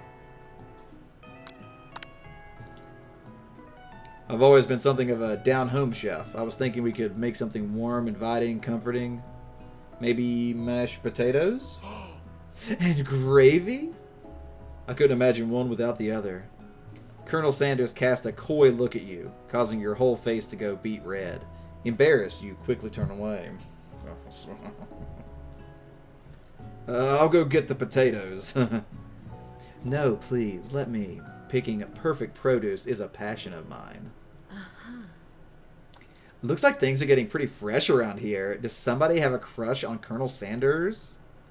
We're just cooking partners. Mind your own business. Sanders' heart is my business, and you better keep your fingers off of my man. Did someone call for me? No. Geez, Van Van. While I'm over here crushing Sergeant Beard's dreams, you're supposed to be taking care of our classwork. That was the deal, remember? Colonel Sanders returns, arms full of peeled potatoes. He tosses them into boiling water and turns his attention to you and your old friends. Oh, really, Igor? Oh, howdy there, Ashley. Van Van. Are we working in a quartet instead of a duet now? Actually, no. It looked like Sergeant Beard was struggling, so we offered to give him a hand. You know how it is. These young amateur chefs need a lot of mentoring. I was going to say, Colonel Sanders, maybe I could also teach you a thing or two about fancy food. Maybe one day you might be able to get up to my level. Doubt it. Don't be rude, Van Van. Personally, I have no doubts whatever about Colonel Sanders' ability to concoct creations worthy of admiration. After all, your fried chicken was quite spectacular. But, Colonel, if you ask me, I might make a better partner for you than this thing that has positioned itself at your station. Don't you feel deep down that we cast complementary shadows? We fit together like a thigh and a jumpstick. It just makes sense. Nothing about this makes any sense, but one thing is clear. She's coming for Colonel if you don't watch out. Ashley is really going at you hard. You need to ask for some backup here before things get ugly. Turn to Colonel Sanders, hunk of hunks in your time of need. Turn to Miriam, your forever bestie who always has your back. I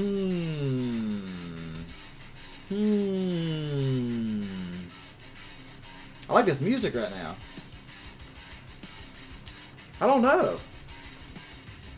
Like, do I just go for Colonel 2 and kind of pull him both ways? Or do I kind of back off, let Miriam move in on him, see how he reacts, and go, or let Ashley move in on him and go back to Miriam?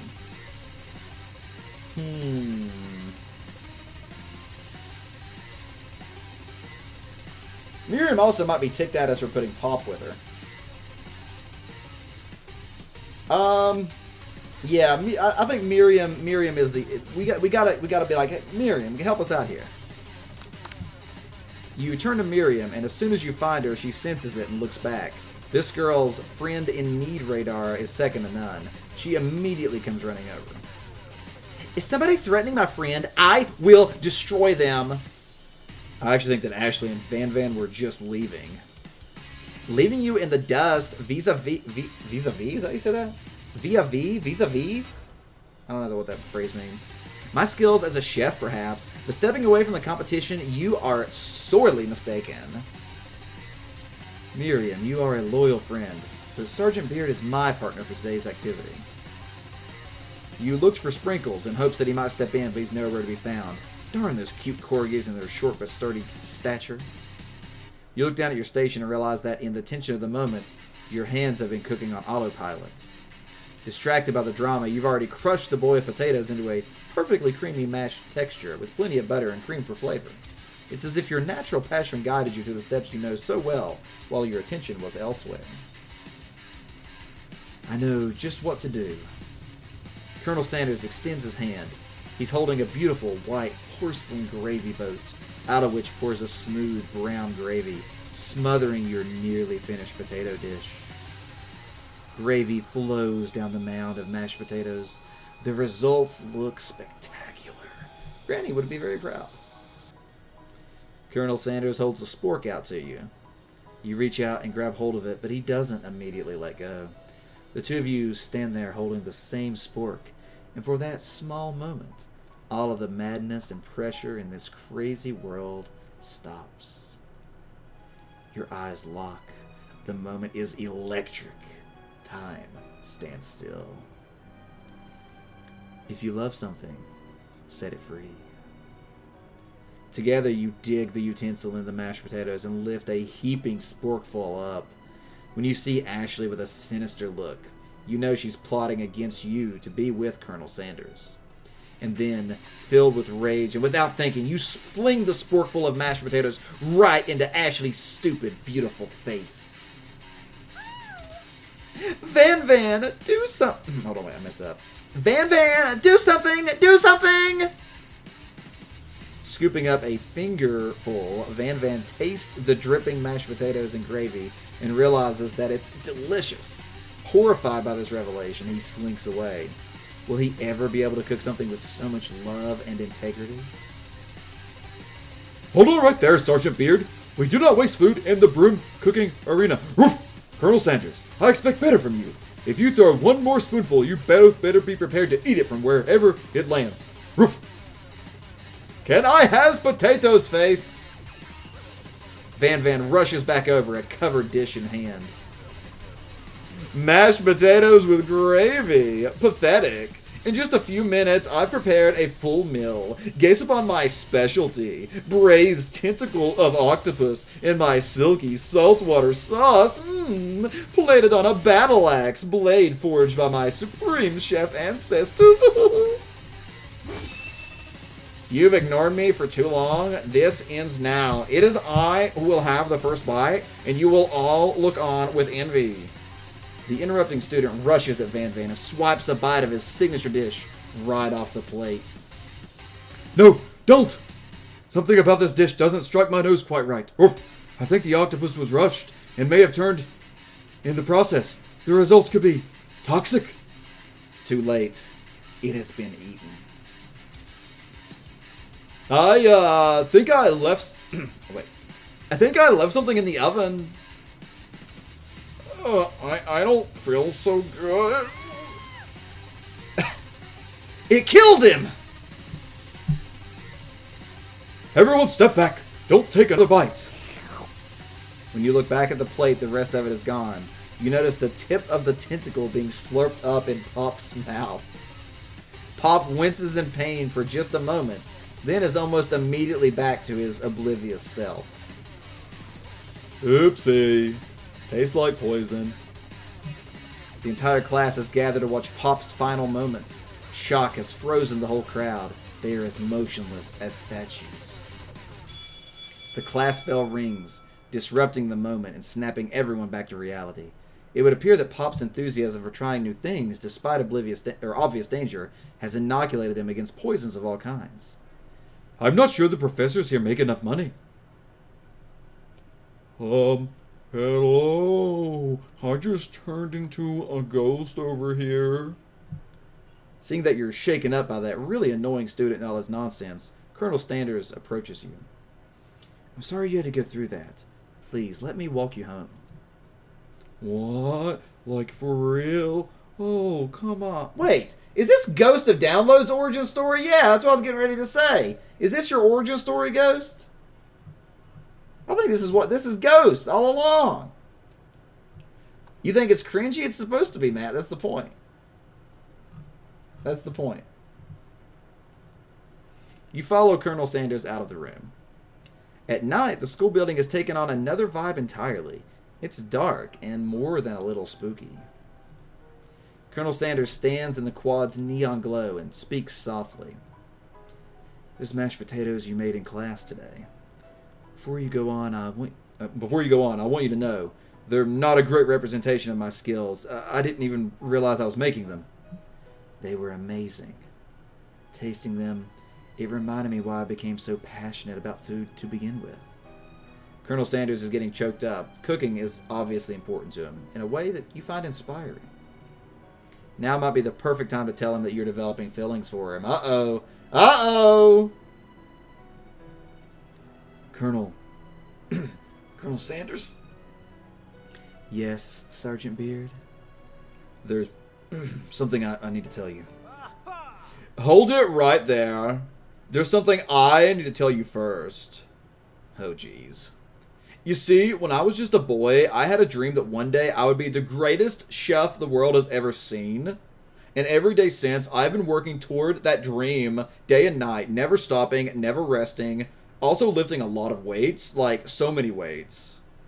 We should follow our dreams with all our hearts, that our souls may grant them like wishes floating on a shooting star.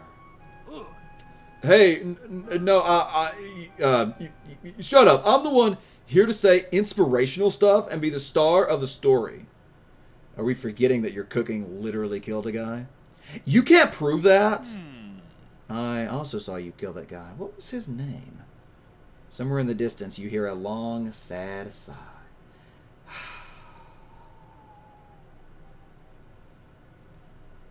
Forget him. We're talking about me. Me. I'm the hero.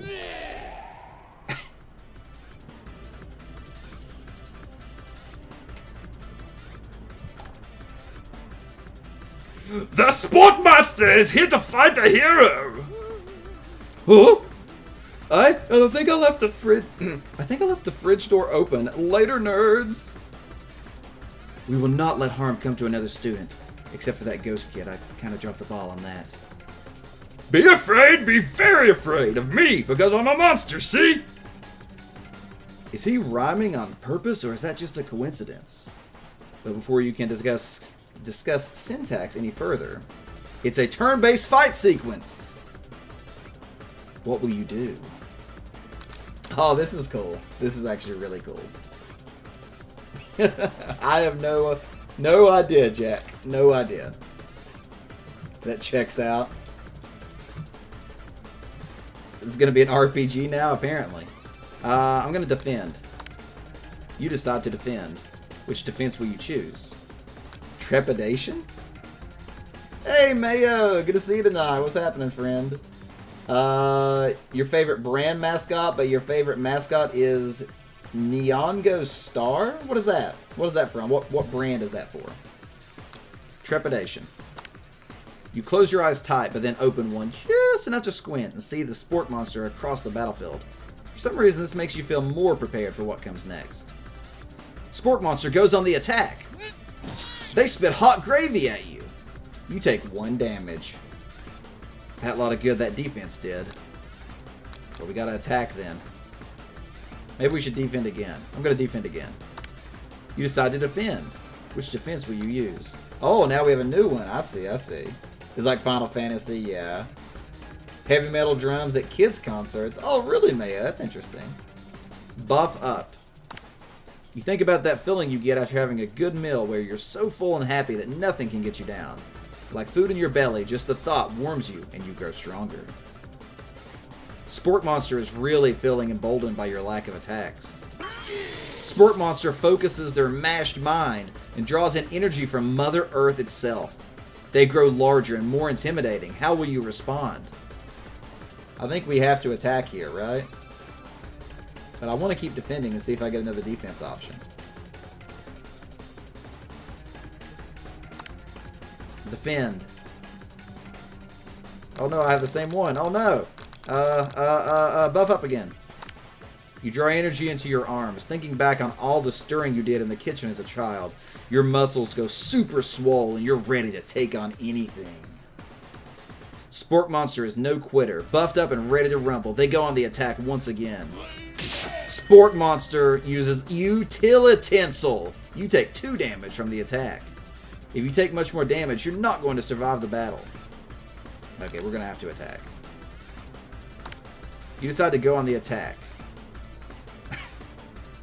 I mean, is there any other option here? Is there any other option here? It's definitely Rowdy Russet Roundhouse. I love me some alliteration. Light beams up from your eyes. You have transformed into a being of pure flavor. You spin so quickly that your movements become nearly invisible as you lash out at the Sport Monster. Rowdy Russet Roundhouse does 8 damage. Sport Monster is oozing cheese sauce onto the lawn of the quad. Wonder's gonna have to clean that up. Feeling vulnerable, Sport Monster prepares for its ultimate attack. Rounded Edge. Vile villain, your reign of terror stops here. Colonel Sanders summons the energy of 1,000 chickens. This is Ocarina of Time all over again. Pot Pie Power Pinch! Pot Pie Power Pinch does 10 damage. Sport Monster is defeated. You saved me. An injured Sport Monster spews steam into the night. Forget mercy, finish him, or spare this wretched beast.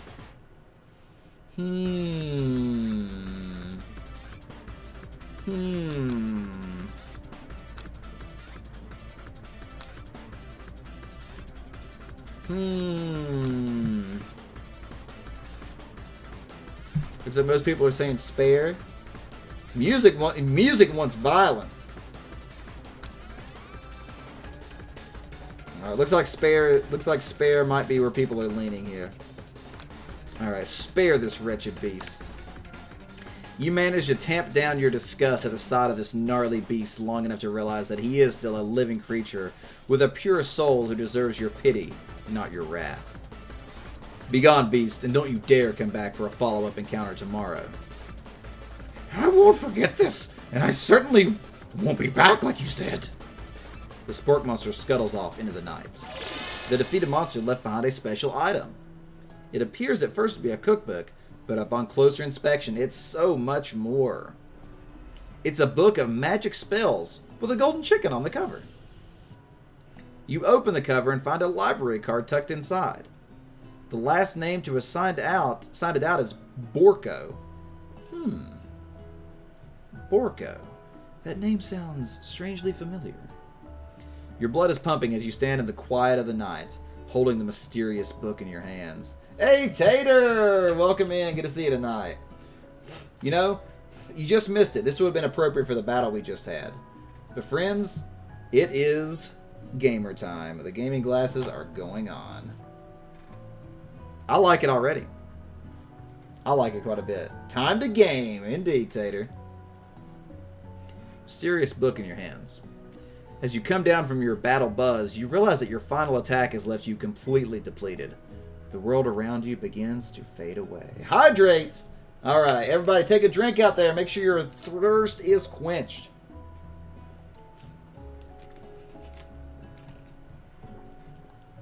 Without any energy to keep your eyes open, darkness overtakes you. The image of Colonel Sanders flashes before your eyes as you fall asleep. He must have helped you get home. In your tired state, you don't know if you could have made it without him. What a guy. You want to thank him, but you don't have the strength to utter a single word. You feel your cover is being pulled up over you as you are tucked in tightly. Good night, my Colonel. In your dream, you're together with Colonel Sanders. Posture check, too! Alright, everybody, fix your back. Sit up straight. Oh, my back just, felt stretchy. With all this fried chicken? Is fried chicken making you thirsty? I think our character is a little thirsty. For some reason, Sprinkles is also there, instructing your love. Dreams are weird.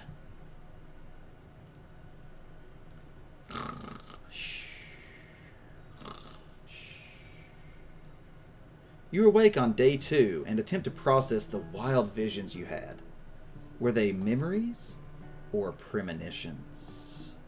And then there was that secret ingredient that Colonel Sanders went ahead and told you outright. Not much of a secret, huh? It's probably just because he already trusts you so much. Sure, that makes sense. We'll go with that. Oh no, Boneless, I'm sorry. Making everyone hungry for sure. You meet up with your bestie in front of the school. Before you can tell her about the encounter with the Sport Monster, she launches into a story of her own. Okay, I know this might sound a little strange, but I think I might be, I think I might like Pop. Like him? Like? I know it sounds like it's moving too fast, but there's something about him. I like him. We got to talking after class, and he's a totally sweet guy. Not only that, but he's really smart. He told me all kinds of stories about Colonel Sanders. Did you know that Colonel Sanders enlisted in the army when he was 3? Not only that, but he found a special unit of super soldiers who all wear the same hats just because he put a hat on one time and thought it looked cool. But Colonel Sanders doesn't even wear a hat. He wears a ribbon tie. Either way, maybe it'd be best if you took it slow with this new boy, like I am with Colonel Sanders. You and Colonel Sanders, the coolest guy in school, the most famous student to ever attend University of Cooking School Academy for Learning, you're a thing now? We definitely connected yesterday. Haha, sure you did. You're great. Why wouldn't he be into you? I guess. Laughing at the implication that you and Colonel Sanders might be a thing is definitely not cool. You are great. You have an idea about how to prove that your love is real. Well, if he's not into me, why did he tell me one of his secret ingredients? Your bestie's eyes light up. A secret ingredient? Yeah, I just said that. A secret ingredient. Is there a dramatic echo in here?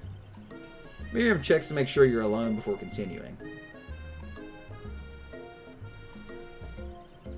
So this summer, while I was on vacation with my family, a lovely man approached me in the botanical garden where I was wandering. This can't be good. He told me all about his passion for spices, secret spices. The man even gave me some to show me what he meant. He said it was a powder created from some super duper rare dried flower petals, and that if I did him a big favor, I could have some of my own. Ugh. Please, Miriam, don't tell me. So I filled my suitcases with them and brought them home. He was so nice. He even met me at the gate when I arrived. Later, when I cooked with him, a very strange feeling came over me, and the flavor was unlike anything I'd ever tasted. I think you're being very liberal with the meaning of spices here. Hey, Boneless. Whatever. Anyhow, we both share an interest in cooking, so we stayed in touch, like pen pals. I bet he would love to know more about new spices. Well, I'm definitely not supposed to share Colonel Sanders' secret recipe. And besides, I only know the one ingredient, so I doubt it'd be much use to anyone. Cough, fever, cough. Please, please, please, it would mean the world to me. No one has to know it came from you or from Colonel Sanders. What do you think? Should you protect Colonel Sanders' secret or share it with your bestie? Exactly, HJ, exactly.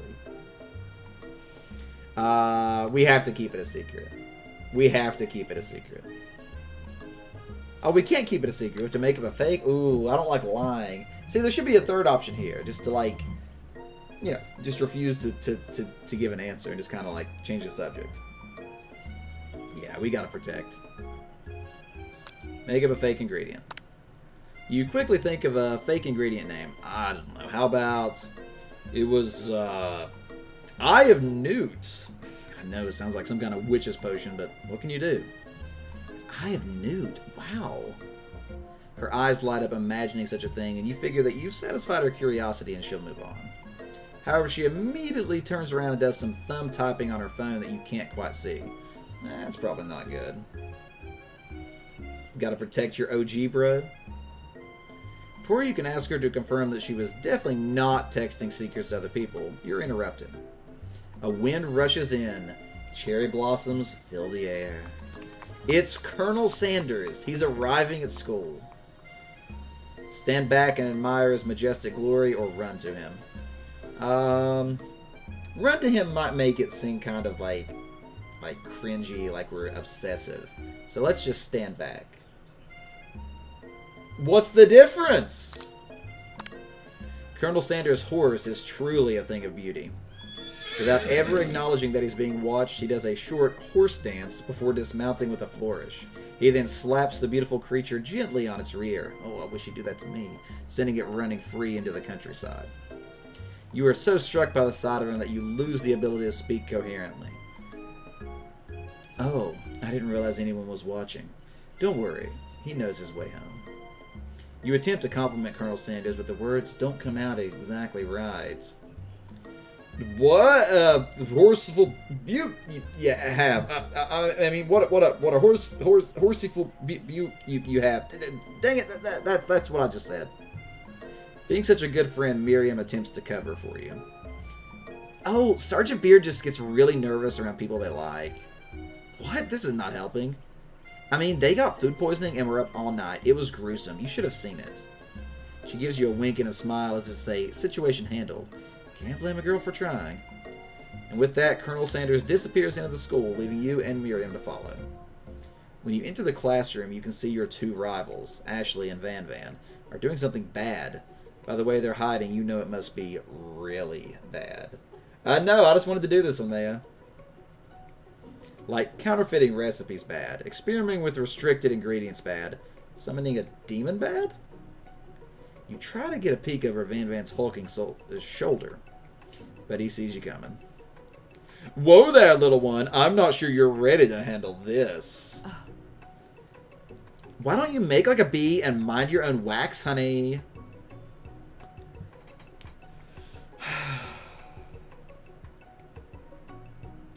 I mean, we have to try to get a closer look. You sit near the rivals, but leave your back turned to them.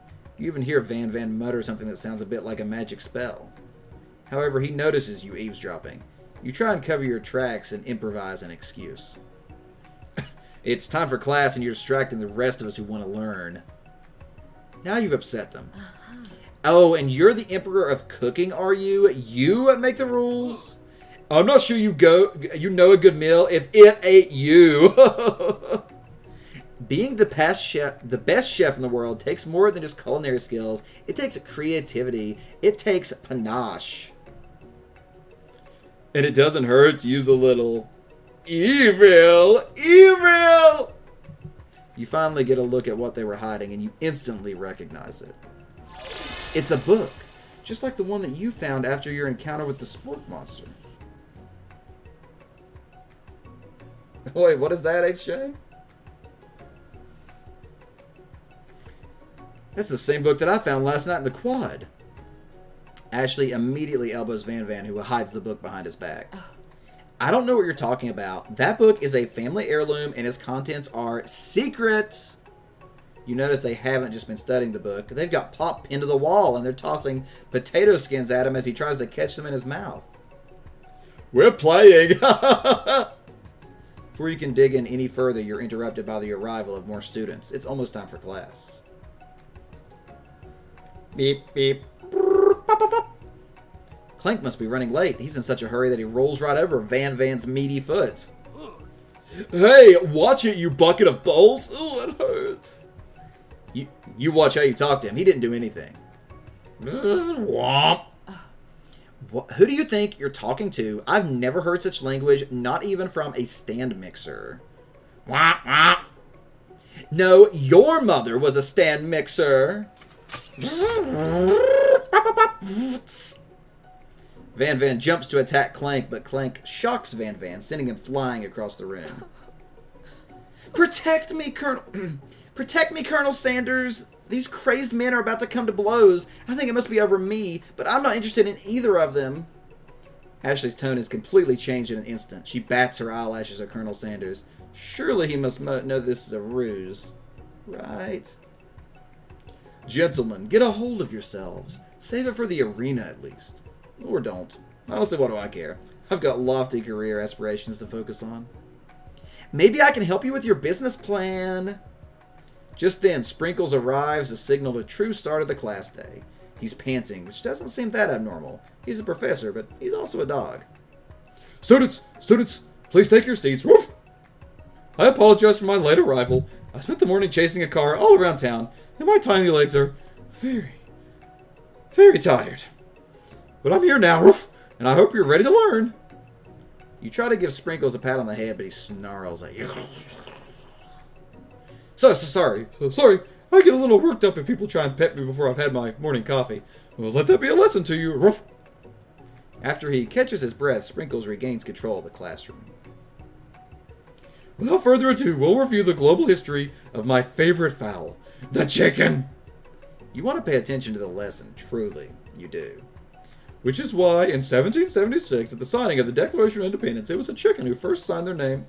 But you can't help but daydream about Colonel Sanders, and you miss most of the important parts. When you come to, Sprinkles is holding a tray of food in front of you. Well, Sergeant Beard? Naturally, this appears to you to be a sample platter. Which item do you want to sample? Uh-oh. Clips on mobile are weird. Yeah, make sure you post the clips in the Discord if you have any good ones. You think so, Cuzzy? Hey, okay, good. I'm glad your Wi-Fi's working, Boneless. It is weeping. A pepper. I gotta go with a pepper. I love peppers. Peppers are good. Peppers are good. Which item do you want to sample? I have to do the pepper. I have to do the pepper. A brightly colored pepper stands out from the other items. It sparkles in a most eye-catching way. So naturally, you reach out, grab it, and eat it right away. However, your body is not prepared for the heat. I've been here before, too. The pepper has triggered an intense spice hallucination. It feels like forever as you trip through the universe. My friend. Oh. This guy again. I'm here to give you an important message. Ooh. You must avenge my death and fulfill your destiny. All you must do is... I was saying, to fulfill your destiny, all you must do is... Sorry, I got some spice in my throat. Oh, whoa. It's fine, I'll work through... to fulfill... the prophecy. You must... You feel yourself begin to regain consciousness. Oh, man. You come to and find everyone is staring at you. That pepper was the last of its kind on Earth, and now it's gone forever. You think to yourself, geez, I should pay better attention. We all make mistakes. I'm sure he'll forgive you someday. Come on, it's time for lunch. Before anyone can relax, the cafeteria lights dim, and your rivals enter to make a dramatic announcement. It was Ghost again. Today's lunch will be prepared via timed competitive cook-off. The level of theatrics with these two is off the charts. Demand they stop wasting everyone's time. Step up and tell them you're on. We don't ask these types of questions, Boneless. A bit of lunchtime competition, eh? Count me in. If I have to wipe the tables with you fools, before I set my lunch down on it, then so be it. I'm not the fool, you're the fool. Fool. Good one, Van Van. I like your gumption, Sergeant Beard. I'll be watching your performance. Just as things reach a boiling point, Sprinkle steps in. Surely he'll put a stop to this madness.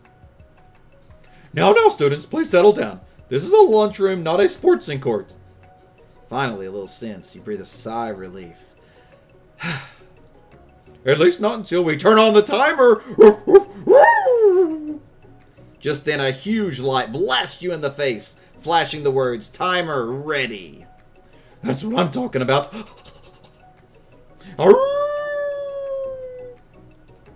I stand corrected. The hard way builds solidly a foundation of confidence that cannot be swept away. And that's an original quote by me, by me, in case anyone was wondering. I hope its message lifts you to victory. Like a diamond, I was formed under pressure, and now is my chance to shine. I will defeat you myself. You had his chicken, and you made mashed potatoes and gravy on day one, and you're feeling like you can really impress him again here. It's time to boil some water for the potatoes. Think fast. If the timer runs down, you'll be forced to pick randomly. Uh-oh. Uh-oh. It always boils 100 seconds after you turn the heat on. What? Oh, what temperature does water boil at? Celsius. That's right, but how would you even have gotten into school without knowing that? Winner gets to rub my furry belly. Oof. Let that enticing offer motivate you. You're going to need to season this chicken before you can cook it. You don't know Colonel Sanders' recipe exactly, but you have an idea. How many herbs and spices? 7. It's not 7? That's wrong. I've seen schnauzers with better sense than that. And the miniature kind, no less. Oof. Now that you've got some basic steps going, it's time to elevate your craft. What state of mind offers the most flavor? Trust. That's wrong! Oh no! I'm begging you to get it together. Get it? I'm a dog. It's never the wrong time for some dog jokes. Next question. Wait, say what, Boneless? I don't even know what you're saying. Your classmates are rooting for you, but Ashley is simply stronger and faster than you. You better pick up the pace if you want to survive. When you were a child, your father told you to never forget where you came from. Every day you meditate on his advice and draw energy from that place. Now would be a great time, so where does it come from? Small town. That's right. This is your shot, and you're not going to miss it. You try to shut out the noise of the arena and focus on your cooking. What is the sound of success? Sizzling. That's wrong. What? Don't make me get the spray bottle. Roof. Is this the end? Yep. Game over. What? I think we messed up. We messed up. Try again. Rip. I should just give up and lose everything here. Let's just not talk about that at all. Let's not talk about that at all. Yeah, we don't ever talk about that again. Never talk about that again. There's a way to save?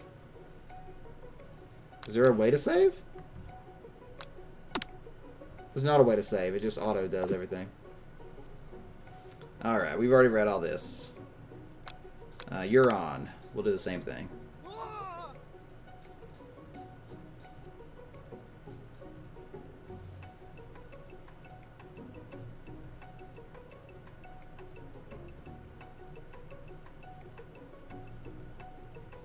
Alright, here we go.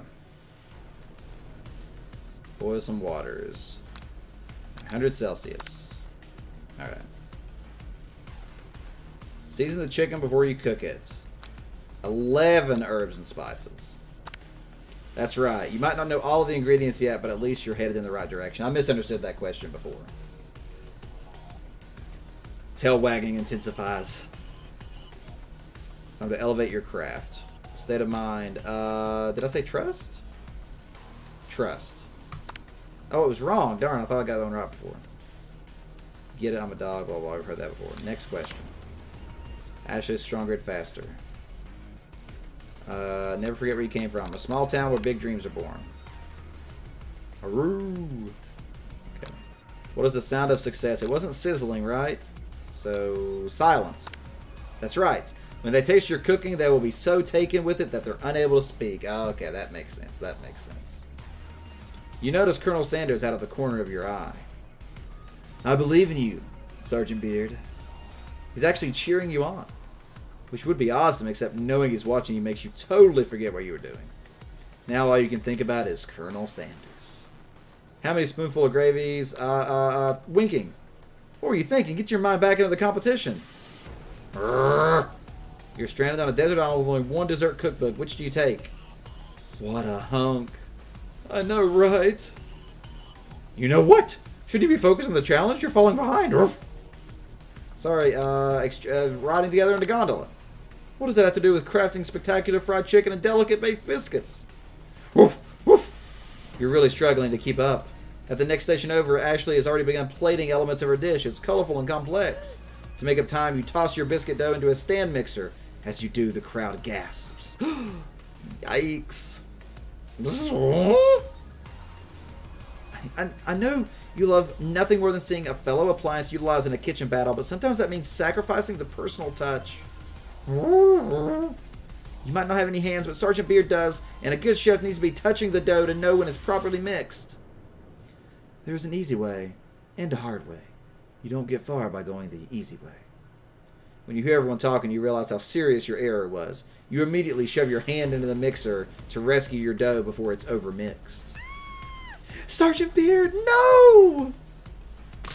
But you're not fast enough and your hand gets stuck. It's immediately crushed by the quickly spinning beaters. There's no way you'll be able to use that hand for the rest of the match. Colonel Sanders shakes his head in shame. What you often find is that the easy way can turn out much, much more difficult. Everyone, stop what you're doing right now. This battle is over. It can't be. I was so close to finishing my dish. Sweetheart, look at your hand. You simply can't go on. Oh, that's too bad. And here I am with a completed dish, ready to serve. Surely that makes me the winner by default? No, it wouldn't be fair to compare the two on account of Sergeant Beard's injury. You see Sprinkles begin to lick his doggy chops as he locks onto the dish. But I suppose you should at least tell us what you prepared. Well, because I'm the sweetest, I skipped straight to dessert. Under this white chocolate dome, you'll find a wide array of delights, taking you on a journey of flavor that tastes good and tells a story of excellence. I was going to ask Sergeant Beard to do the honor, but since you're injured, I'm afraid that pouring this creamer of delicate hot chocolate sauce might be too difficult for you. Colonel Sanders, if you wouldn't mind lending me your strong, steady hand. Colonel Sanders pours the hot chocolate sauce on top of the dome, causing it to melt away, revealing the ingredients hidden within. Inside, you'll find a delicate fried cheese croquet atop a slice of honeycomb. Wow, that sounds good. Ice cream two ways, tender nugget and pearls, or nougat, and pearls of blueberry gelée. Colonel Sanders seems intrigued, but perhaps not impressed as he dips his finger in the chocolate sauce. Simplicity isn't your strong suit, is it, Ashley? Oh, you! As he places a sauce-covered finger into his lips. Ashley leans over and whispers something into his ear. A dab of sauce sticks to his mustache. Internalize the rage you feel. Put yourself between Colonel Sanders and Ashley. Should probably internalize it, but we're going to step between them. You reach out with your apron to wipe the sauce off of his glistening face. Colonel Sanders recoils and brushes you back. This goatee isn't just a fashion statement, it's also functional. I was saving that flavor for later. Really? That was game over? That was game over?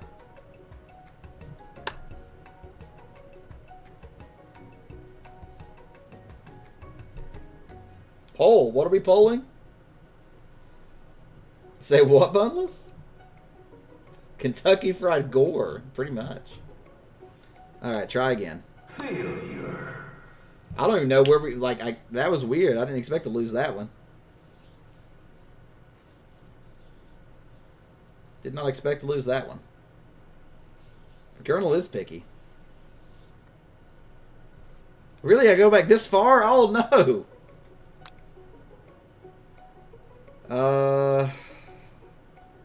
I guess we'll still do it the same way.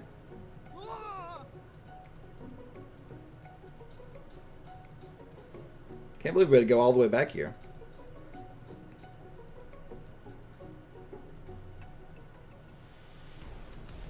Alright, here we go. 100 Celsius.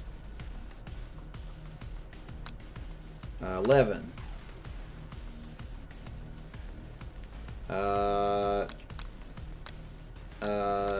Gratitude. You must never take this opportunity for granted if you hope to succeed. But Ashley is stronger and faster, blah, blah, blah. Small town. Silence. Blah, blah, blah, blah, blah, blah. Winking. What a hunk. Walking along the beach.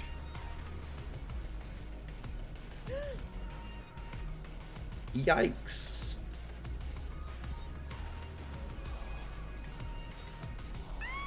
No.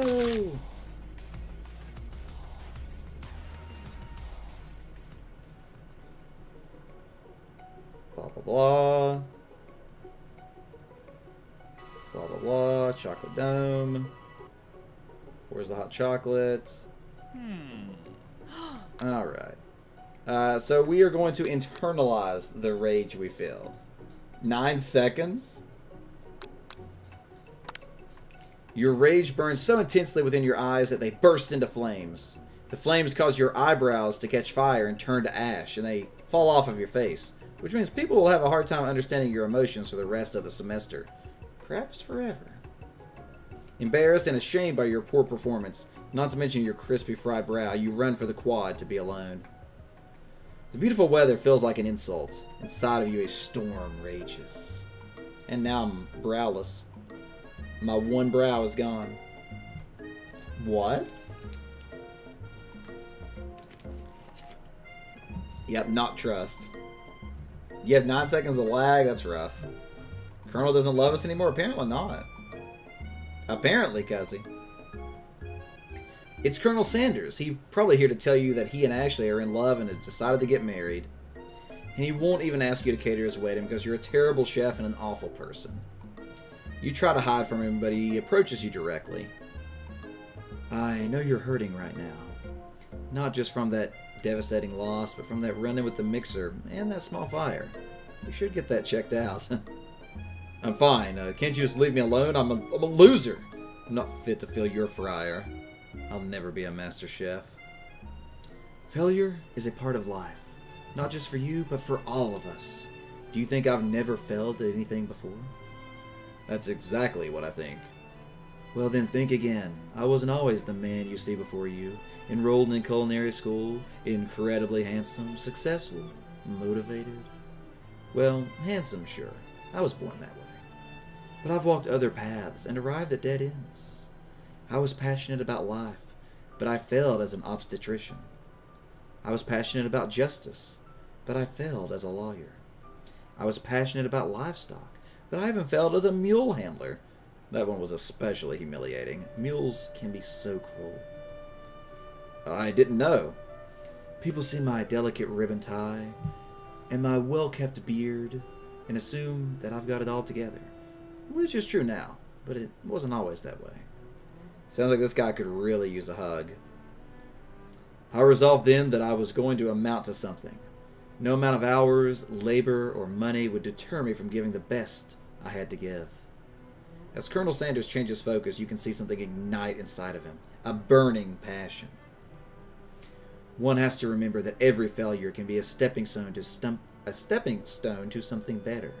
My new dream is pure. It's honest. It's something that a humble man in a crisp white suit can be proud of. I will create a new chain of chicken restaurants that will bring joy to the entire world and make up for my past misdeeds. Yay! Just as your moment grows intimate, you're interrupted by a threatening, shadowy presence. True, HJ, true. Battle scar from the night before. You prepare for the worst. Uh-oh! It's the Spork Monster! Borgo! It is I! I know I said I wouldn't be back, and after the whole fight to the death thing, maybe you don't really want to see me anymore, but I just wanted to say that I was wrong to attack you, and I apologize. I know what it's like having to always look over your shoulder. Monster problems, am I right?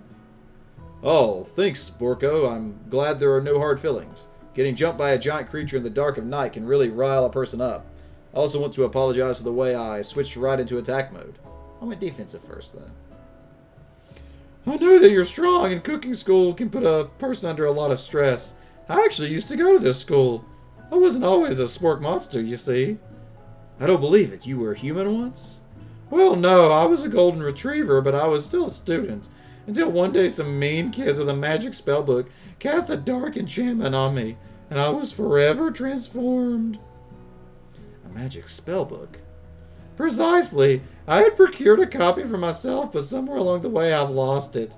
If you do find such a book, I beg of you, please respect it. You're a powerful chef and shouldn't rely on such dark and evil magic. No, you should be protecting the innocent from those who would cheat them through sorcery and guile. If you need me, don't fear. I will be there. Sounds like there are some bad cooks in the kitchen of life. Sergeant Beard, together I'm sure we can defeat them. Come back to my hideaway and we can discuss. A personal invite. You can't imagine what Colonel Sanders' home must be like, but it sounds like you're about to find out. Exactly, HJ.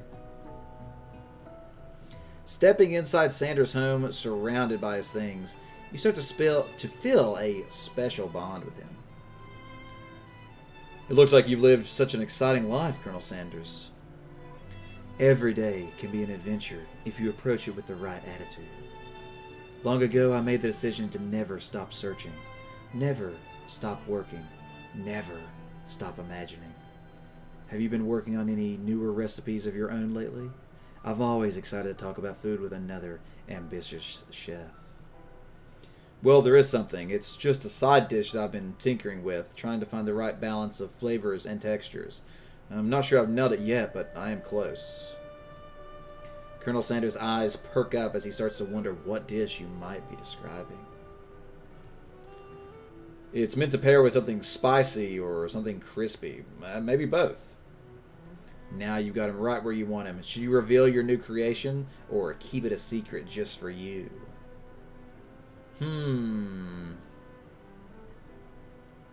I want to reveal it because I want him to tell me his secrets. It's all about manipulation, you see.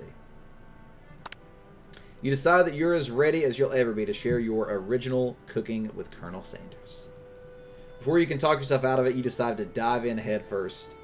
You reach into your lunch bag for a special dish that you've been keeping on ice all day. I present to you my original coleslaw. The shredded cabbage dish glistens in the light of Colonel Sanders' Lux hideaway. Lush? Is that Lush or Lux? I'm not sure. Magnificent! Together you chow down on the creamy slaw until just a spoonful remains in the bowl. Do you mind if I hold on to the last bites? I'd like to have it around so that I can admire its taste later and think back on this moment. You could offer to make him more, but he seems like a very sentimental kind of guy. Sure, why not? Please, make yourself comfortable. I'll be back in just a moment. You realize that now would be the perfect time to do some snooping. Around the room are various items you can look closer at. Each item seems to radiate memories and emotions. Tap on that and discover more. Okay, cool.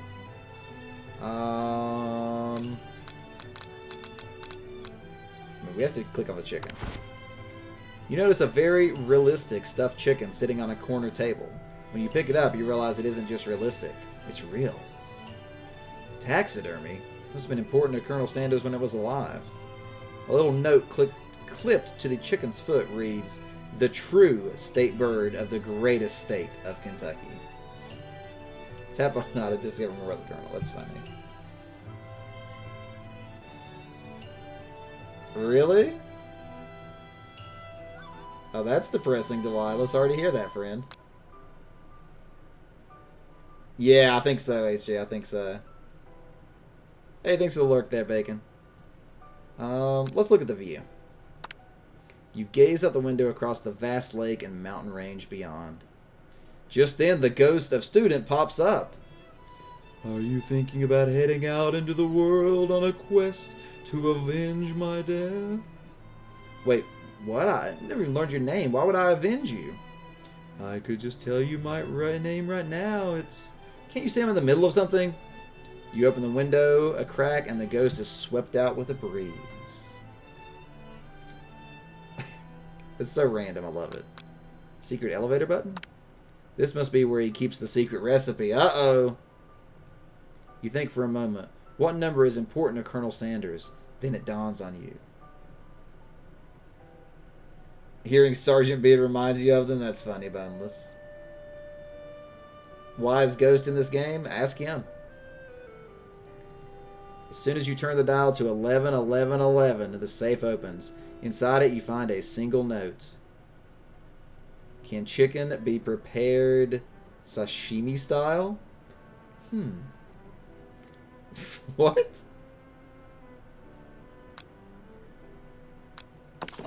The photo appears to be Colonel Sanders, except he's an old man visiting the pyramids of Egypt. Maybe this is where he discovered one of his secret herbs and spices. Tap on that to discover more about the Colonel. A lock of silver hair is woven through the teeth of the comb. Upon further inspection, you realize that the hair therein isn't just silver in color. It's actually made of spun silver. You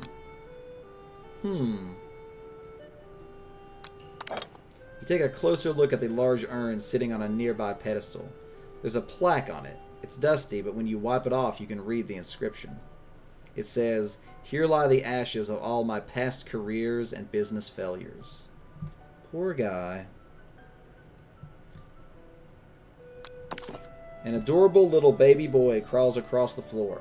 Far from the goatee and mustache comb he sports, you figure that this must be Colonel Sanders himself. That, or maybe it's the drumstick that he seems to be waving like a rattle. Who frames a baby picture of just themselves? Probably the same type of person who would make their own face the logo of a company they founded. Am I right? Hey, Truth! What's happening tonight, friend? Welcome in. Good to see you, buddy. We're having a good old time with Colonel Sanders. What's happening to your side of the world, Truth? Chilling? Good to hear it.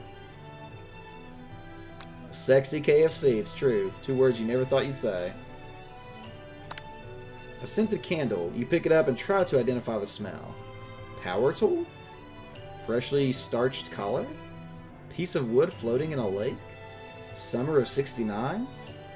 No, it's one of those secret recipe ingredients. It's blank. Oh, so did I learn like the second part of the recipe? One of the framed photos shows an old man who looks a bit like Colonel Sanders standing with a friend. They hold fried chicken drumsticks and appear to be cheersing them? Cheersing? It's not quite what that picture shows. See that there's a short inscription. Wonder who my friend Pete is. Alright, let's go into the secret door. You open the door to Colonel Sanders' closet and find a row of his signature white suits hanging within. You take one off its hanger and try it on. That's not creepy. The jacket is a bit big for you, but it's soft and comfortable. You give yourself a deep hug, breathing in its scent. They say that home is where the heart is. Is that what they meant? Before you can look any further, you hear Colonel Sanders returning. He has a new dish that he's been working on and wants you to taste it. You try to act casual until he asks you why you're wearing his jacket. Aww. I don't usually loan those out, but I must say, it does look good on you. Oh crap, the jacket. You forgot to take it off. You decide that now is your moment to make a big move. You fess up and tell the truth. Oh, wow. What do you think? Oh, man. Should we make our big move now? Should we make our big move now? Yeah, this game's great so far, Truth. I'm loving it. You ever played it?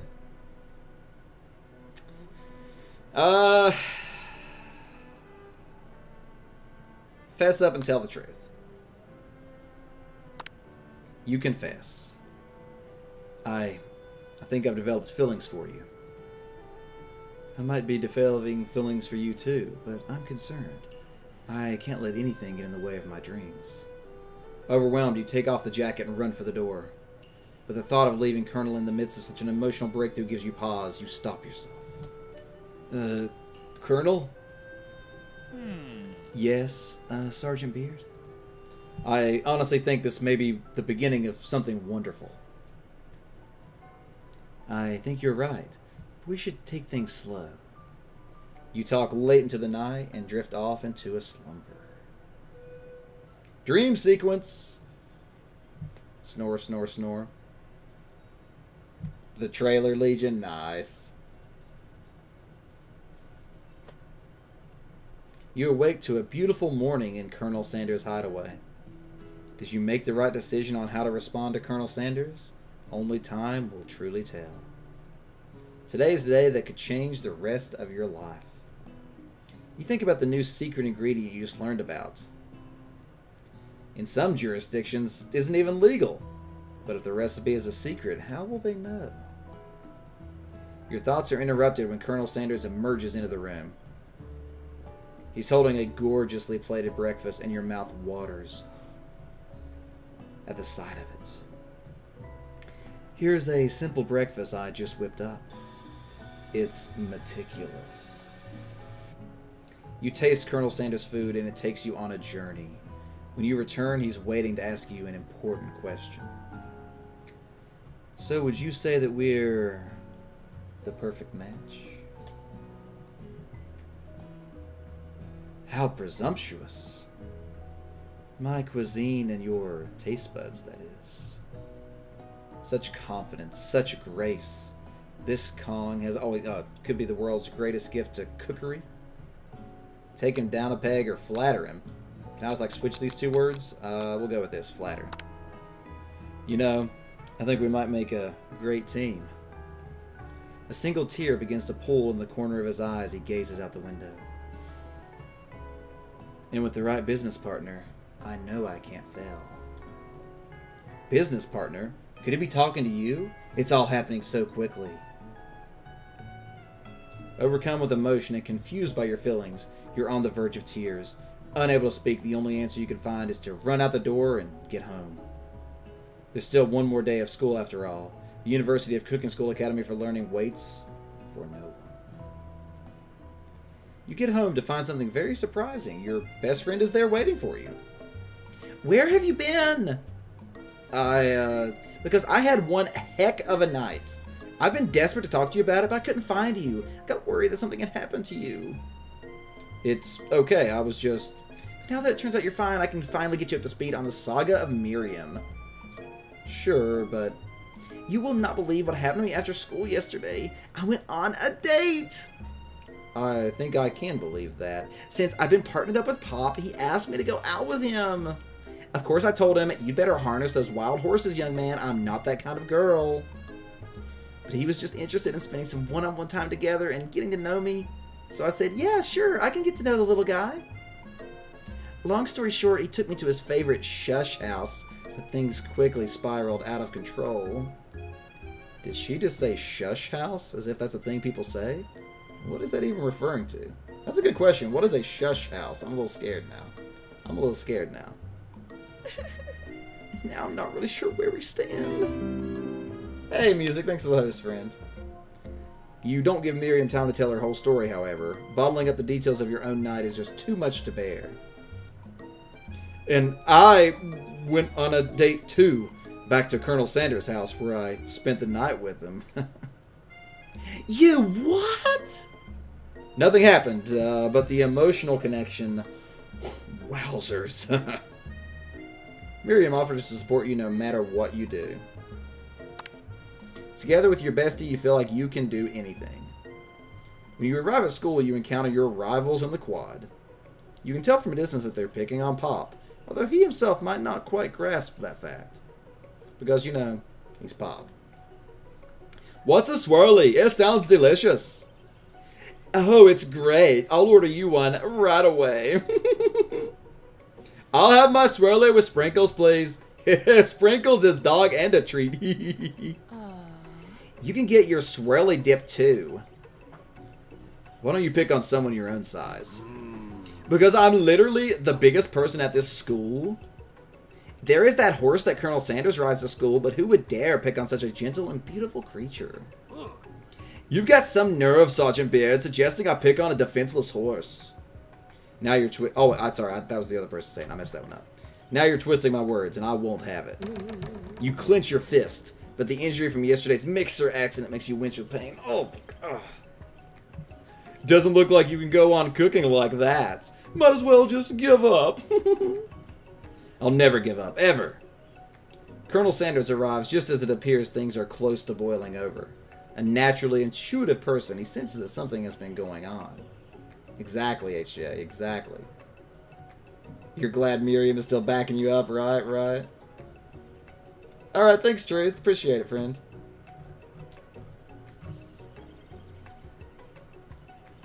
Is everyone excited for the final day of school? Sergeant Beard, how's that hand feeling? I'm sure you'll be back in fighting form by this afternoon. Aren't you concerned about my hands, Colonel? Yesterday I almost broke a nail winning so hard. Technically, I don't believe a winner was decided, but your presentation was quite impressive. What is he doing complimenting her? But what about the flavor of my delicate, warm, gooey chocolate sauce? It was clear that you're passionate about how your food is received. That's a lot of words to say it was bland. Excuse me, Sergeant Beard. I am more than capable enough to speak for myself. Maybe you could tell me more of your thoughts as we walk into class, Colonel? I'm always interested in discussing the fine art of fine foods. See you inside, Sergeant Beard. Annoyed by Colonel Sanders' inability to see Ashley for who you know she really is, you walk across the quad to get some distance. Say what, Bundless? Oh, gotcha. It's a pop moment. Hydrate again, alright. Let's cool down a moment.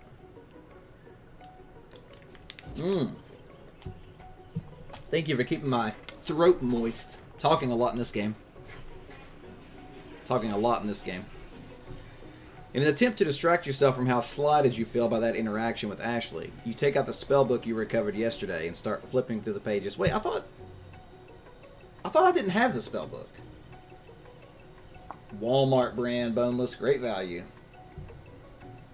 It's my favorite, at least. Whoa, that's that book. It looks like bad news. It's just something I found lying around. It would appear to be some sort of grimoire, but I don't really believe in that magic stuff. A grimoire? Like a book of spells? I don't know. Who would spend so much time decorating a magic book if it wasn't really powerful? I can think of one surefire way to find out. You open to a page covered with arcane warnings. Cast only in case of extreme emergency, it says around the edges of the page. I could use this spell here that says it will erase anyone I choose from all of my memories. If I scrub out Colonel Sanders, it would probably help me focus better on the upcoming final exam. What? That is way drastic. Couldn't you do something else? Like anything else? Not rooted in dark magic? Maybe tie a string around your finger. Okay, fine. It is drastic, but desperate times call for desperate measures. You've got a memory erasing spell sitting right in front of you, and a pretty good excuse to try it out. What? Why would I want to, erase my memories of Sanders? That doesn't make any sense at all.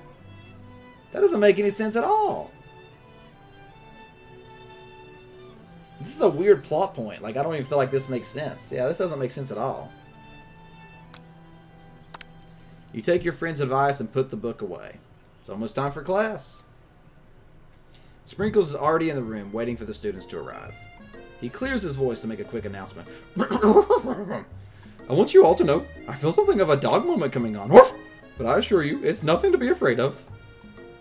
His cute little nose scrunches up as he begins to breathe quickly. He must be hungry. Reach for some old homework to give him as a snack. Or dogs can be rather unpredictable, especially Sprinkles. Wait to see what happens. We'll wait to see what happens. Sprinkles stops in his track. He focuses in on the window. The room is deadly silent. When you follow his gaze, you see a tiny orange squirrel perched on the cherry tree outside. Why is it orange? Sprinkles turns feral and runs to the window of the classroom. He begins barking uncontrollably at the squirrel outside. Terrorists! I told you to never come back here, terrorists! I will destroy you, terrorists! Sprinkles is barking ferociously, drool flying off his face. The squirrel looks over, but he doesn't say anything back. You wonder, is that even a talking squirrel? Who named him Terrence? You better not show your chubby cheeks around here ever again! After Sprinkles is satisfied that his presence has been felt by not only Terrence, but any other squirrel in hearing distance, he returns to his professional tone. I apologize for the outburst. That actually brings up an important point. Woof! Thank you, Sergeant Beard, for reminding me to dole out this indispensable bit of wisdom. You see, but before we can go any further, Miriam's love drama spills over into the class. A scrapbooker. Right? See, I thought so too, Boneless. Sprinkles is interrupted by sad whimpering coming from the back of the room. I told you to save it for after class. But I miss you. We went on one date, Pop, and how can you miss me when I'm right here? Pop's voice quivers as he pleads his case to Miriam. Every time I blink, you go away again. That's a really cute thing to say. Miriam, what happened between you and Pop? I got her in trouble, and now she's mad at me. I didn't just get in trouble. I got yelled at by Pop's mother, who blames me for getting him banned from every museum we set foot in. Oh, so that's what you meant by shush house. Pop, we went on one date. We're over. And it meant so much to me that I made this for you. Too hurt to go on arguing, Pop leaves his creation behind and runs out of the room. Oh, it's kind of cute. Kind of looks like what I imagine Igor looks like. Nothing like a loud public breakup to cast a pall over the final day of school. Well, that was unfortunate. But we mustn't be distracted from what lies ahead. The final competition, Showdown Challenge exam. I'm still working on the title, but I think you get it. Test time approaches. See you all in the arena. But before you can think about your upcoming competition, there's a very beautiful soul nearby in need of a pep talk. Hey, Miriam, are you okay? Okay, I'm so mad I could smash a tiny mug, spilling several droplets of hot cocoa all over the floor. How could he embarrass me in class like that in front of everyone? Her tiny cocoa is a delicious treasure, so you know that this breakup is no joke, even if the source of her frustration is such a silly boy. I know that you know this, but I'm going to say it out loud. You don't need anyone. Me and you, we're going to cruise to this final test and hit the carpool lane to Success City. Miriam brightens up, imagining the wind rushing through her short bangs, but she hesitates to embrace the feeling all the way. You're not going to saddle up on Colonel Sanders' stallion and ride off into the sunset without me. Of course not. Well, maybe sort of, but I'm sure there's a pony out there with your name on it, and a ranch big enough for both of us, and whoever else we want to bring along. If it's not Pop or Clank or anyone else you meet today, tomorrow, this whole year, so what? You're a special person who shouldn't settle for the first someone to show you a little interest anyhow. Miriam gives you a big hug and wipes the tears from her cheeks. I should really review my menu for today. I'm going to make a very special soup. And I bet that Professor Dog is going to love it up. While you were pep-talking Miriam, you completely missed lunch. Well, that's okay, because you had a better idea of how to spend the time before your exam. You decided to head to the arena early to practice a dish. Hey, Brooke, thanks for the bit there, friend. This is it, the location of your final challenge. A test of will, a test of courage, a test of talent. You're in an ad? How so, Brooke? You mean like an ad like a commercial? If so, you should post it in the Discord. And a chance to beat the pants off of Van Van, the supposed man-man, and his evil counterpart, Ashley. As planned, you begin to run through a quick test of a recipe you've been working on. Sergeant Beard's famous chicken pot pie. Oh, this game is great, Stagnant. Thanks for joining us tonight. Hey, welcome back, Brooke. After practicing for months, making this dish comes second nature to you, and you're able to quickly get a fresh... After practicing for months, making this comes second nature to you, and you're able to quickly get a fresh pot pie in the oven. But as soon as you do, your cram session is interrupted by Colonel Sanders, if you know what I mean. Sergeant Beard, what are you doing here? There's still time before the final exam. Oh, just taking it all in. I'm big into visualizing success. I'm looking at my station and picturing victory. The pot pie has begun to bake, and the smell is slowly filling the space around you. Visualizing, huh? That's too bad. I was hoping you were in here cooking something delicious. Popcorn. Post a picture in the Discord, Boneless. Let's see it. Show your stream snacks, everybody. You'd usually happily share your food with anyone who was hungry, but the last time you let Colonel Sanders get in your head, it cost you a cook-off. You decide that it's time to put your cooking above your romantic desires. It's a hard thing to do, but that decision gets hard to stick to when the oven timer goes off behind you. Yeah, I'm not a fan of popcorn. Ignore it like there was no sound at all. Fess up about your practice dish. It might be embarrassing, but we gotta be honest. Okay, you got me. I'm doing a little bit more than visualizing.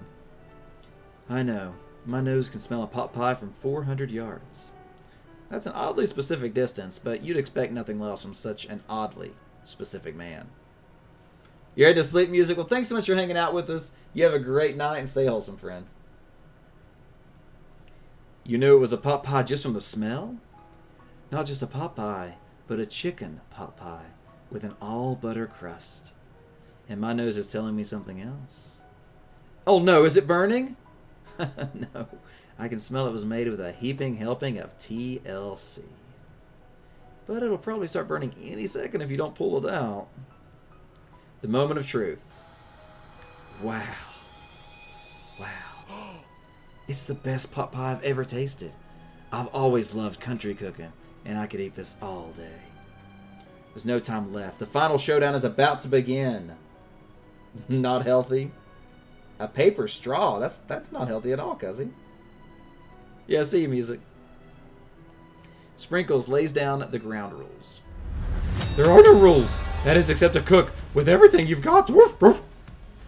You step up for the cook-off of a lifetime.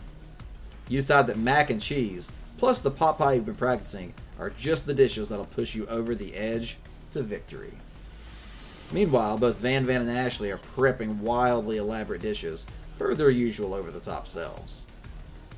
Miriam has her giant magnifying glass and several sets of tweezers. She's definitely prepared to go big, going small. Colonel Sanders seems to be harnessing his 11 herbs and spices, but he's trying to find a way to improve on something perfect, his original recipe, trademark, fried chicken.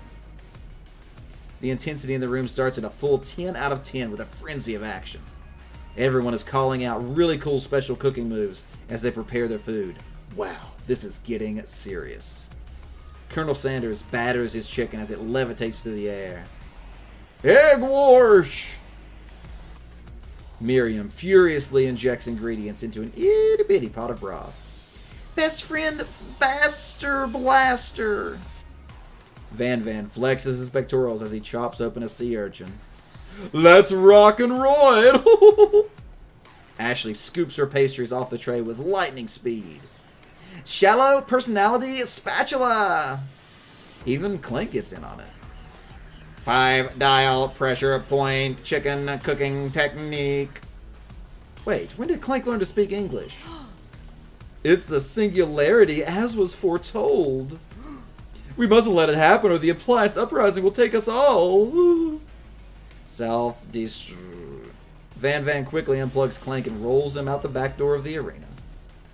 As you frantically prepare your dish, you notice Ashley has her spellbook out. Is she going to use some dark magic to turn the tide? Yes, cousin. Yes. You've got a book of your own, and you're desperate not to see her win another battle. Should you take this opportunity to fight magic with magic, even if it's almost certainly evil magic? Ooh, now this is an actual choice. Do we use the book? Ooh, this is rough. Do we use the book? I want to use the book, kinda. I want to use the book. We're going to use the book. You take out your own spellbook and let your instincts guide you to a page you've never seen before. It's a summoning spell that will conjure up a spork monster. Now seems like a good time to add some chaos to the mix. You have summoned me! Oh, the broom cooking arena. So many fond memories of battling in this place. In my old life. In your old life? I wasn't always the monster you see before me, no.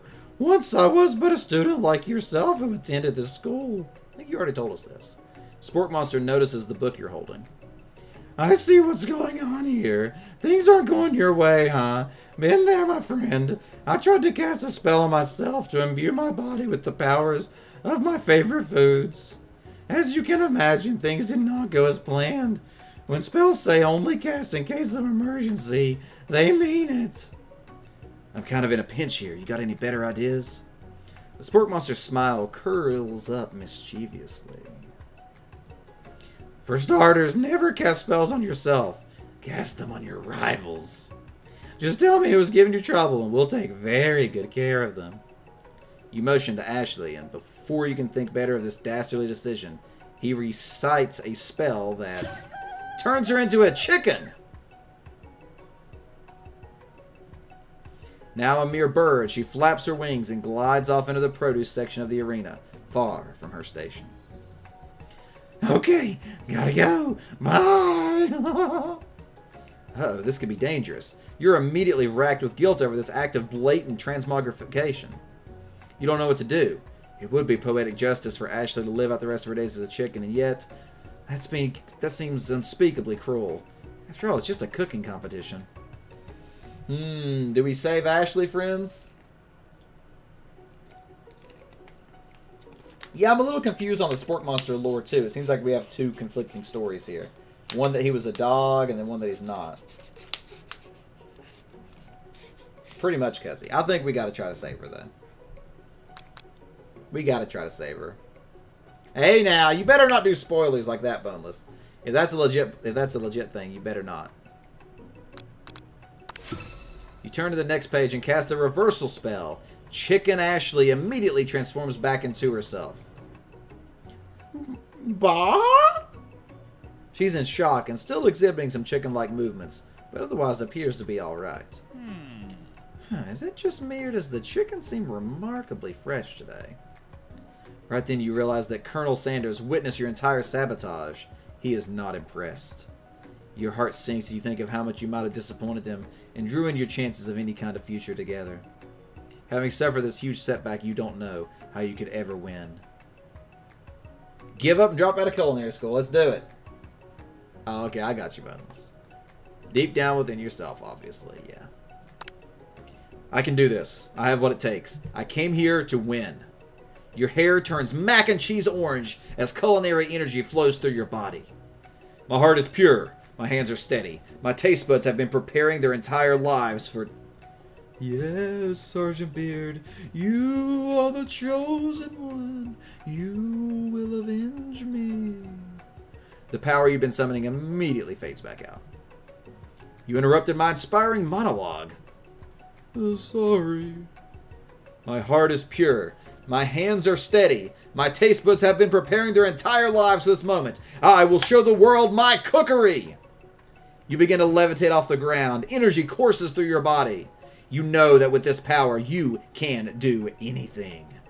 Except turn back time, which would be super useful because while you were powering up, your chicken pot pie overcooked in the oven and can't be served. But don't worry, dear Sergeant Beard. You may have suffered some setbacks, but all is not lost. Impressed with your fortitude, Colonel Sanders decides that you have earned his support. I've been watching you today, and I must say, I'm truly impressed. You've been thinking on your feet and rolling with the punches. He steps up to your station and stands right beside you. I'm here to help. All you've managed to make is mac and cheese, and time is almost up, so you're going to need it.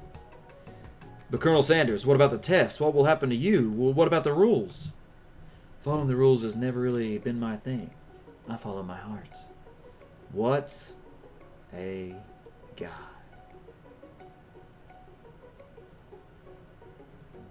Colonel Sanders unfolds a delicate white towel to reveal the most delicious fried chicken tenders you've ever laid your eyes on. And besides, sometimes unexpected combinations can have surprising effects that surpass their individual efforts. Are you suggesting if we combine forces, we can form the perfect food union? Time's up, students! Woof. With time expired, it's the moment everyone has been waiting for. You must now prepare to present your dishes. A handful of students stand tall, but the class seems incomplete. Hey, Auntie! Welcome in. Thanks for the follow. Appreciate you stopping in tonight. How's it going? Feel free to introduce yourself if it's your first time here. The class seems incomplete. It seems we're missing some students. Woof. Pop. Clank. From off screen, you hear a pure and innocent giggle that can only come from one student. Uh-oh. I'm flying. It sounds like it's coming from that broom closet over there. Miriam, would you mind? Inside of the closet, you see Pop hanging on a broom hook by the elastic of his underpants. Pop, get down from there right now! Let me guess, did Van have something to do with this?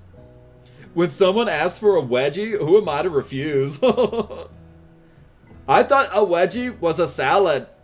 I thought, oh, is that the right voice? I feel like I lost the voice. I thought a wedgie was a salad. It looks like Pop is eliminated from the challenge, seeing how he didn't cook anything.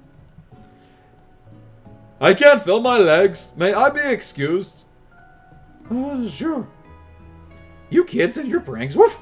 I must say, it's not the worst prank in UCSAL history, but it's not exactly yearbook material. Wait a second. Pranks! Pranks! Click! Where did that pressure cooker roll off to? You wait to hear a signature whir, beep, or other onomatopoeia, but there's none. Somehow he must have gotten unplugged. Woof! I guess we'll have to figure that out later. That leaves only 4 remaining students. Please collect your final projects. Is making you hungry for sure, Auntie. Yes, it has been a long semester. Wow, 3 whole days long. But after days of hard work, the time has come for me to eat. Miriam, please step forward. Now, describe your dish. Woof. I've made tender udon noodles in savory soup. My word, it's so delicate. Oof. Is that a teeny tiny naratamaki I spy afloat in this itsy bitsy bowl? Yes, chef. Please, call me Sprinkles. Chef was my father's name. Yes, sprinkles and some green tea made by baby tea leaves that I picked myself. Sprinkles carefully sniffs around the dish before opening his mouth and letting just the tip of his pink dog tongue into the bowl. Sublime. Would anyone else like a taste? Oof. Oh, come on. I'm not one of those dogs who doesn't floss. I even have a really cute electric toothbrush for dogs. Fine, I'll enjoy it all by myself. And in a flash, the entire meal has been devoured. Not that it took much, it was less than a thimble's worth of soup. A+. Really rarely do I taste a dish with as much love poured into it as yours. Wait, what, Boneless? Miriam is overjoyed. She gives you a huge hug. Yes, Cuzzy. Thank you, Sergeant Beard, for helping me to believe in myself. Van, you're up. Now, describe your dish. Woof. I made uni over smooth egg custard in an axe-hewn urchin shell topped with caviar. Did you skewer one type of urchin with spines from a second different colored type of urchin? Woof. Yes, Sprinkles. A bit much, don't you think? Woof.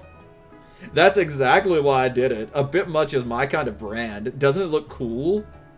Sprinkles leans in to sniff the uni, but he can't get his nose close on account of all the spikes. He begins to paw at it erratically, causing the custard to slosh around. Woof. Woof. Please be gentle with my cuisine. Finally, Sprinkles goes all in, tongue first, but he can't get past all the needles. He reels back as his tongue is poked and prodded. Yo, my tongue! The professor appears to be having an allergic reaction to the sting. I can't eat this. I keep poking. That's horrified. A stunning turn of events. Who would have thought that serving food in a bowl made of needles can make it difficult to eat? Dejected, Van does not go gentle into the night. Oh wow, lost it. Disqualified for glamour. Don't discount sympathy. This isn't the last you've heard of me.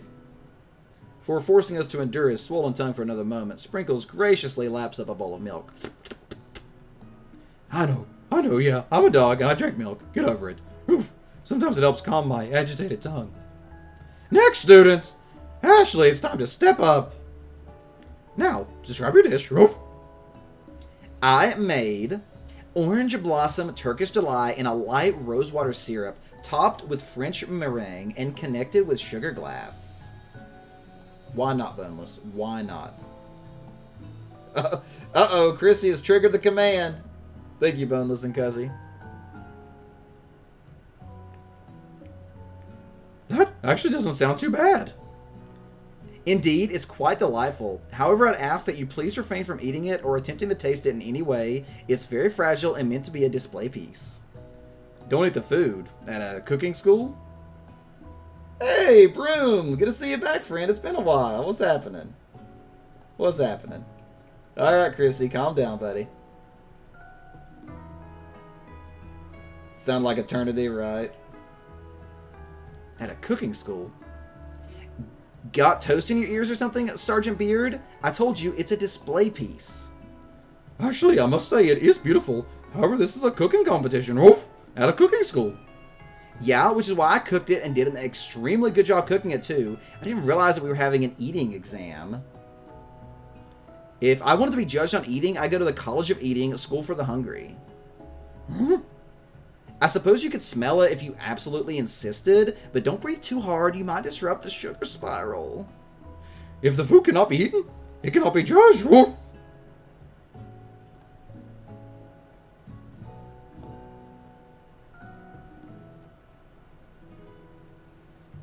Yeah, but what's happening, Leave Room? It's been a little while. What's happening? You are disqualified. Rage overtakes Ashley, and she finally cannot keep her two-faced routine up. You wouldn't know high-end cuisine if it cooked you. And with that, Ashley storms off to rededicate herself to being the best, but this time without being shackled by trying to be fake nice and liked by everyone. Yeah, glad to have you back. What's been going on? It's been quite a while. What's the news? What's the story? What's happening for you? This isn't the last you've heard of me either. If this class gets much smaller, I'll be teaching myself. Oof. You and Colonel Sanders, the final cooks, step up together. 2 chefs? Huh? What begins as a bowl of delicious mac and cheese has become something else. He examines it closely, sniffing and eyeing the bowl. Uh-oh, I don't have a good feeling about this. From somewhere in the room, a literal drum roll plays. A Twitch break, but you're back? Awesome, I'm glad to hear that, Broom. We are still going strong. Jackboxing Monday, Tuesdays, Wednesdays, and weekends are our indie gays like today. A literal drum roll plays. Just when I thought I've seen everything in this kitchen, you give me this thing? Mm-hmm. And completely blow me away. Oof! In my 49 years of dog life, I've never tasted anything so delicious and perfectly balanced. Oof! It's so delicious, in fact, oof, oof, that everyone passes the class. You pass, you pass, you pass, and you get a pass. Ooh.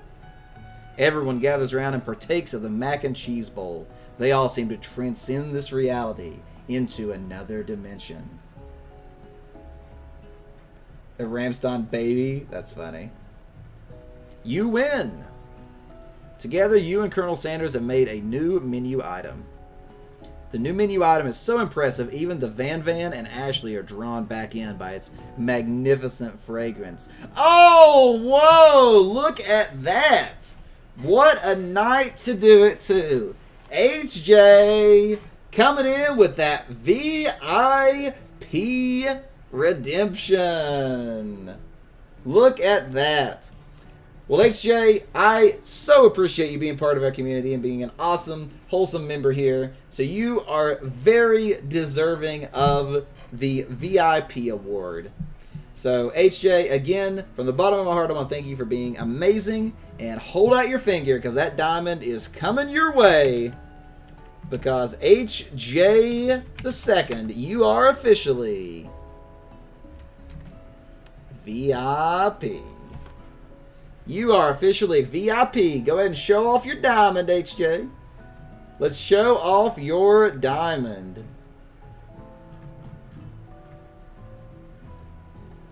There we go. Look at it. Look at that VIP badge. Legitimately, HJ, I want to tell you again that I really, really do appreciate you being awesome. And I really do appreciate you jumping in and being here with us so often. And again, you are very deserving of that. So enjoy your VIP, my friend. Enjoy your VIP. All right, everybody, let's get some wholesomes in the chat. Let's get some wholesomes in the chat to thank HJ for being part of our community and to celebrate her, being VIP. All right, where's those wholesome friends? Let's see some wholesomes. Come on, come on. Where's those wholesomes? There we go. HJ's got some wholesomes. Nobody else has wholesomes? Well, fine. If nobody else has wholesomes, I'll get some extra wholesomes in there. How's that sound? There we go. Legion, Stagnant. I like it. Thank you, friends. Thank you. You want to get that ice on your name? I'm actually surprised you don't have that yet, Bundles. It's close enough. If you've got some hearts or something close enough, then that's fine. There we go. Everybody's in on it now. I like it. I like it. Thanks again. Thanks again for being awesome, friends. It's always fun to celebrate a moment like that we can all share together, so that's awesome. There you go. That works, Maya. All right. Thanks again, HJ. And again, you're awesome. Ashley and Van are drawn back in by its magnificent fragrance. Fragrance. When they gaze upon your mac and cheese bowl, they admit that you are indeed an excellent chef. Sprinkles declares that you have passed. Everyone has passed. There were supposed to be more battles, but come on, how could they be better than this one? Now that the school year is complete and everyone has graduated, the students return for one last assignment. to get their groove on. The cafeteria has been completely redecorated in order to serve as the site of the school's graduation dance. Compared to the massive high-tech cooking arena, the humble decor seems downright cute and cozy.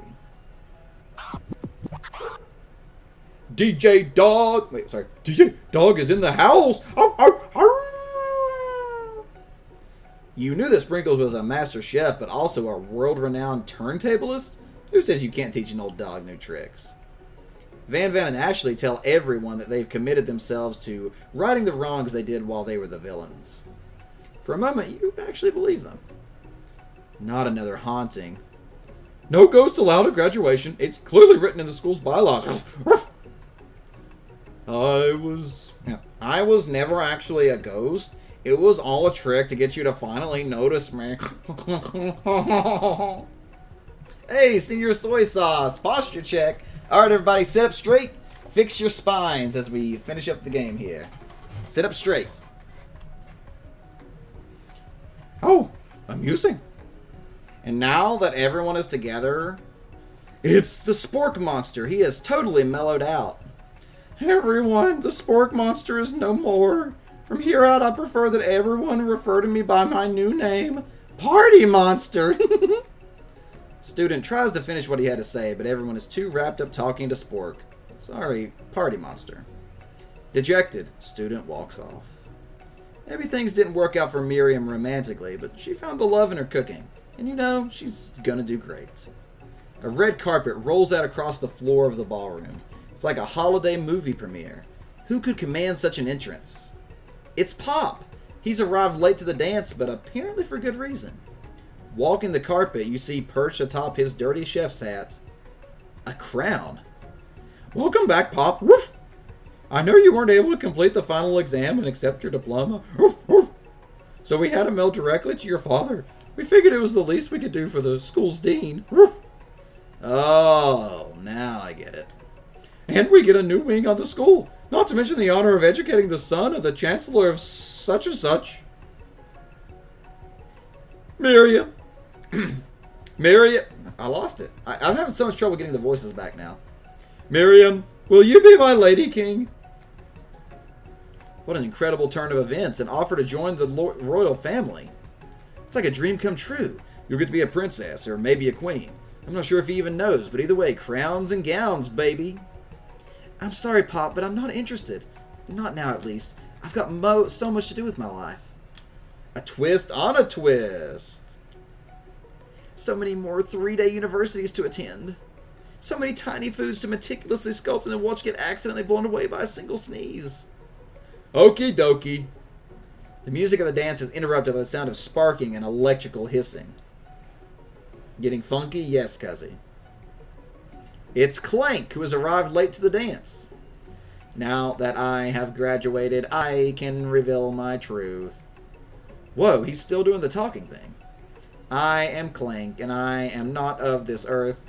I am actually from a faraway planet in another dimension. What? What? I actually feel like I knew this the whole time. Now that I have learned the ways of your kind, I must return. A portal opens up and Clank disappears through it. Of ketchup, fish guts, and salt, really, Legion. Finally, Colonel Sanders arrives. Howdy, classmates. Just like the first day you met him, he has come prepared to feed the entire class. However, it's not enough to just get them a bucket of chicken. This time, it's a full meal. I didn't get to be the most famous chicken man in the history of chicken and man by not reminding people to go out and buy my chicken. The end.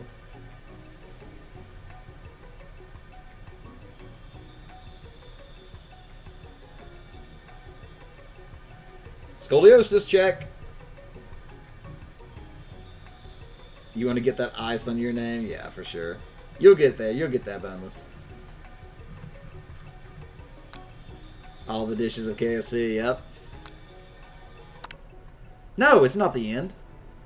As everyone feasts on the delicious chicken dinner, Colonel Sanders finds you sitting at the edge of the dance floor. Sergeant Beard, what are you doing sitting all alone? Oh, you know, just waiting for the right person to ask me to dance. I wonder, might you tell me, what are the qualities that you would expect to find in such a lucky person? Off the top of my head, I don't know, spicy musk, a tidy goatee, and a degree from the University of Cooking School Academy for Learning, just to name a few.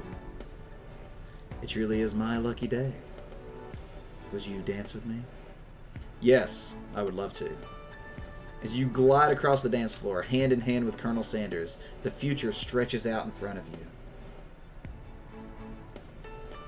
And once my 100th franchise is up and running, I'll be ready to take a day off, and I'll be so glad to spend it together with you, Sergeant Beard. How sweet.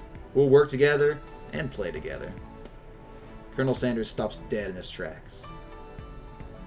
Work together? Well, I think this is something I'll just need to do by myself. But who will help you run your restaurants? I don't believe I need help. Besides, based on your time at school here, do you really think running restaurants is your best path forward? Could it be you found a love connection but failed to earn Colonel Sanders' respect as a chef? Can you live with only half of him? Will you be able to endure sharing him with his other love, the life of an entrepreneur? I suppose I could enroll at pastry school.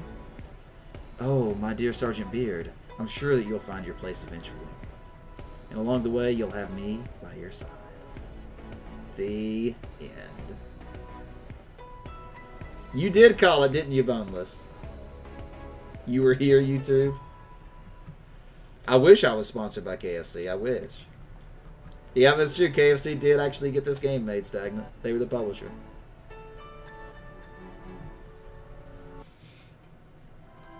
KFC.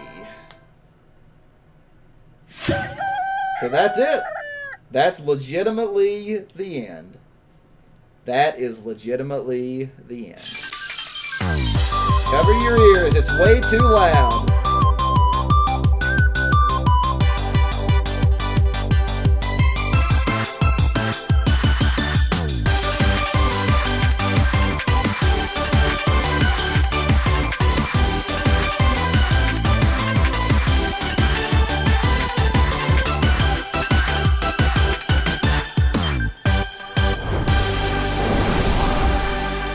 I would watch a KFC anime. I'm just saying. I would watch a KFC anime. Absolutely. Absolutely. Look at that. They brought forward an idea to translate the Colonel's passion for fried chicken into a dating sim. Unexpected ways for people to interact with the Colonel. Right. To make KFC famous. I mean, you know, no lie. This kind of makes me want to go get some KFC, you know? It kind of makes me want to go get some KFC. I have to say, this was an amazing experience. Like, I really, really enjoyed this game. Like, it was short, it was sweet, it was just enough spicy. It was great. This was a great game. None of the actual cooking moves were in the game? What do you mean by that exactly, HJ? Right? It really is, Boneless. It really is. Thought when the game was announced it was a joke, right? Right? I mean, it's cringy, but in a good way. I have to say I thoroughly enjoyed it.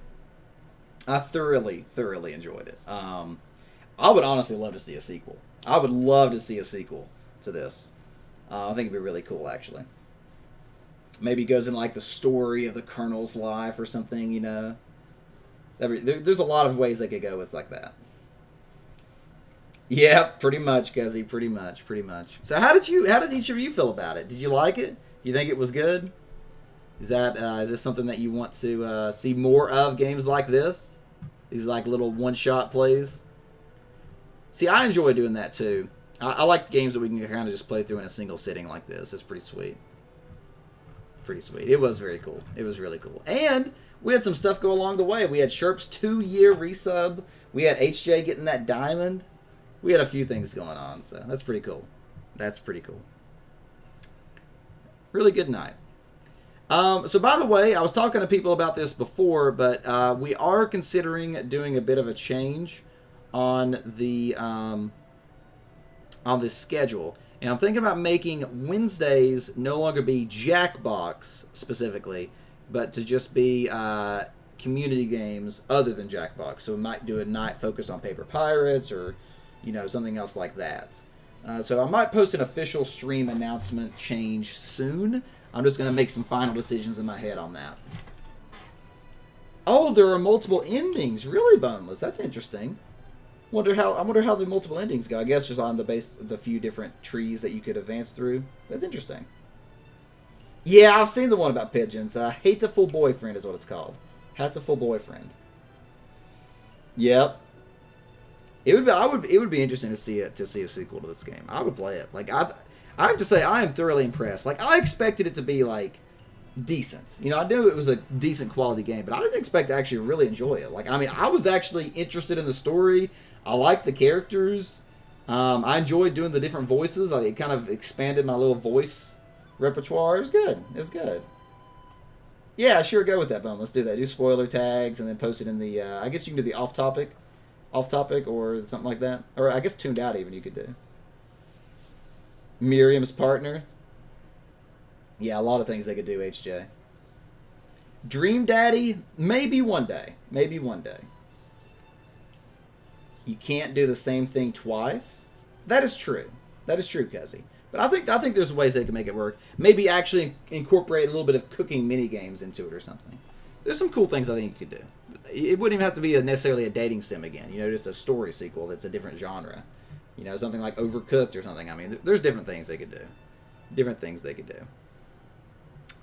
All right, well, we are going to go ahead and do a little raid / host here. So the question is, who are we going to share the stream love with tonight? Who are we going to share the stream love with tonight?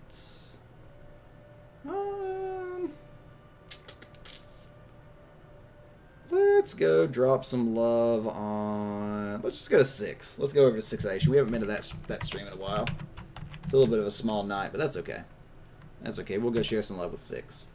Help him get that partner push going. Miriam's a great friend. You like the RPG moment? Me too. That's probably my favorite moment, Kuzzy. There is hope for a sequel? Yeah, I mean, maybe. Maybe. You know? Maybe it'll happen. Maybe it'll happen, Legion. That was really cool. That was a fun game. That was a fun game. I enjoyed being able to share this experience with each of you. But yeah, like I said, keep in mind, I will be back tomorrow. We'll be doing Jackbox as normal. So that will be coming up on Monday, Tuesday. And then Wednesday, we may switch it up and do Paper Pirates, maybe do Roast Party, maybe do Code Names. I'm open for ideas, so anything that you want to see on the community nights, you just let me know. Just let me know. But as always, friends, I appreciate each and every one of you being amazing and being part of our community here. Like I said, I'll see you in the next stream, and hopefully each have a great night. Stay wholesome all. Catch you next time. Oh yeah, and don't forget to go eat some fried chicken or something like that. Mashed potatoes. Mac and cheese. Something.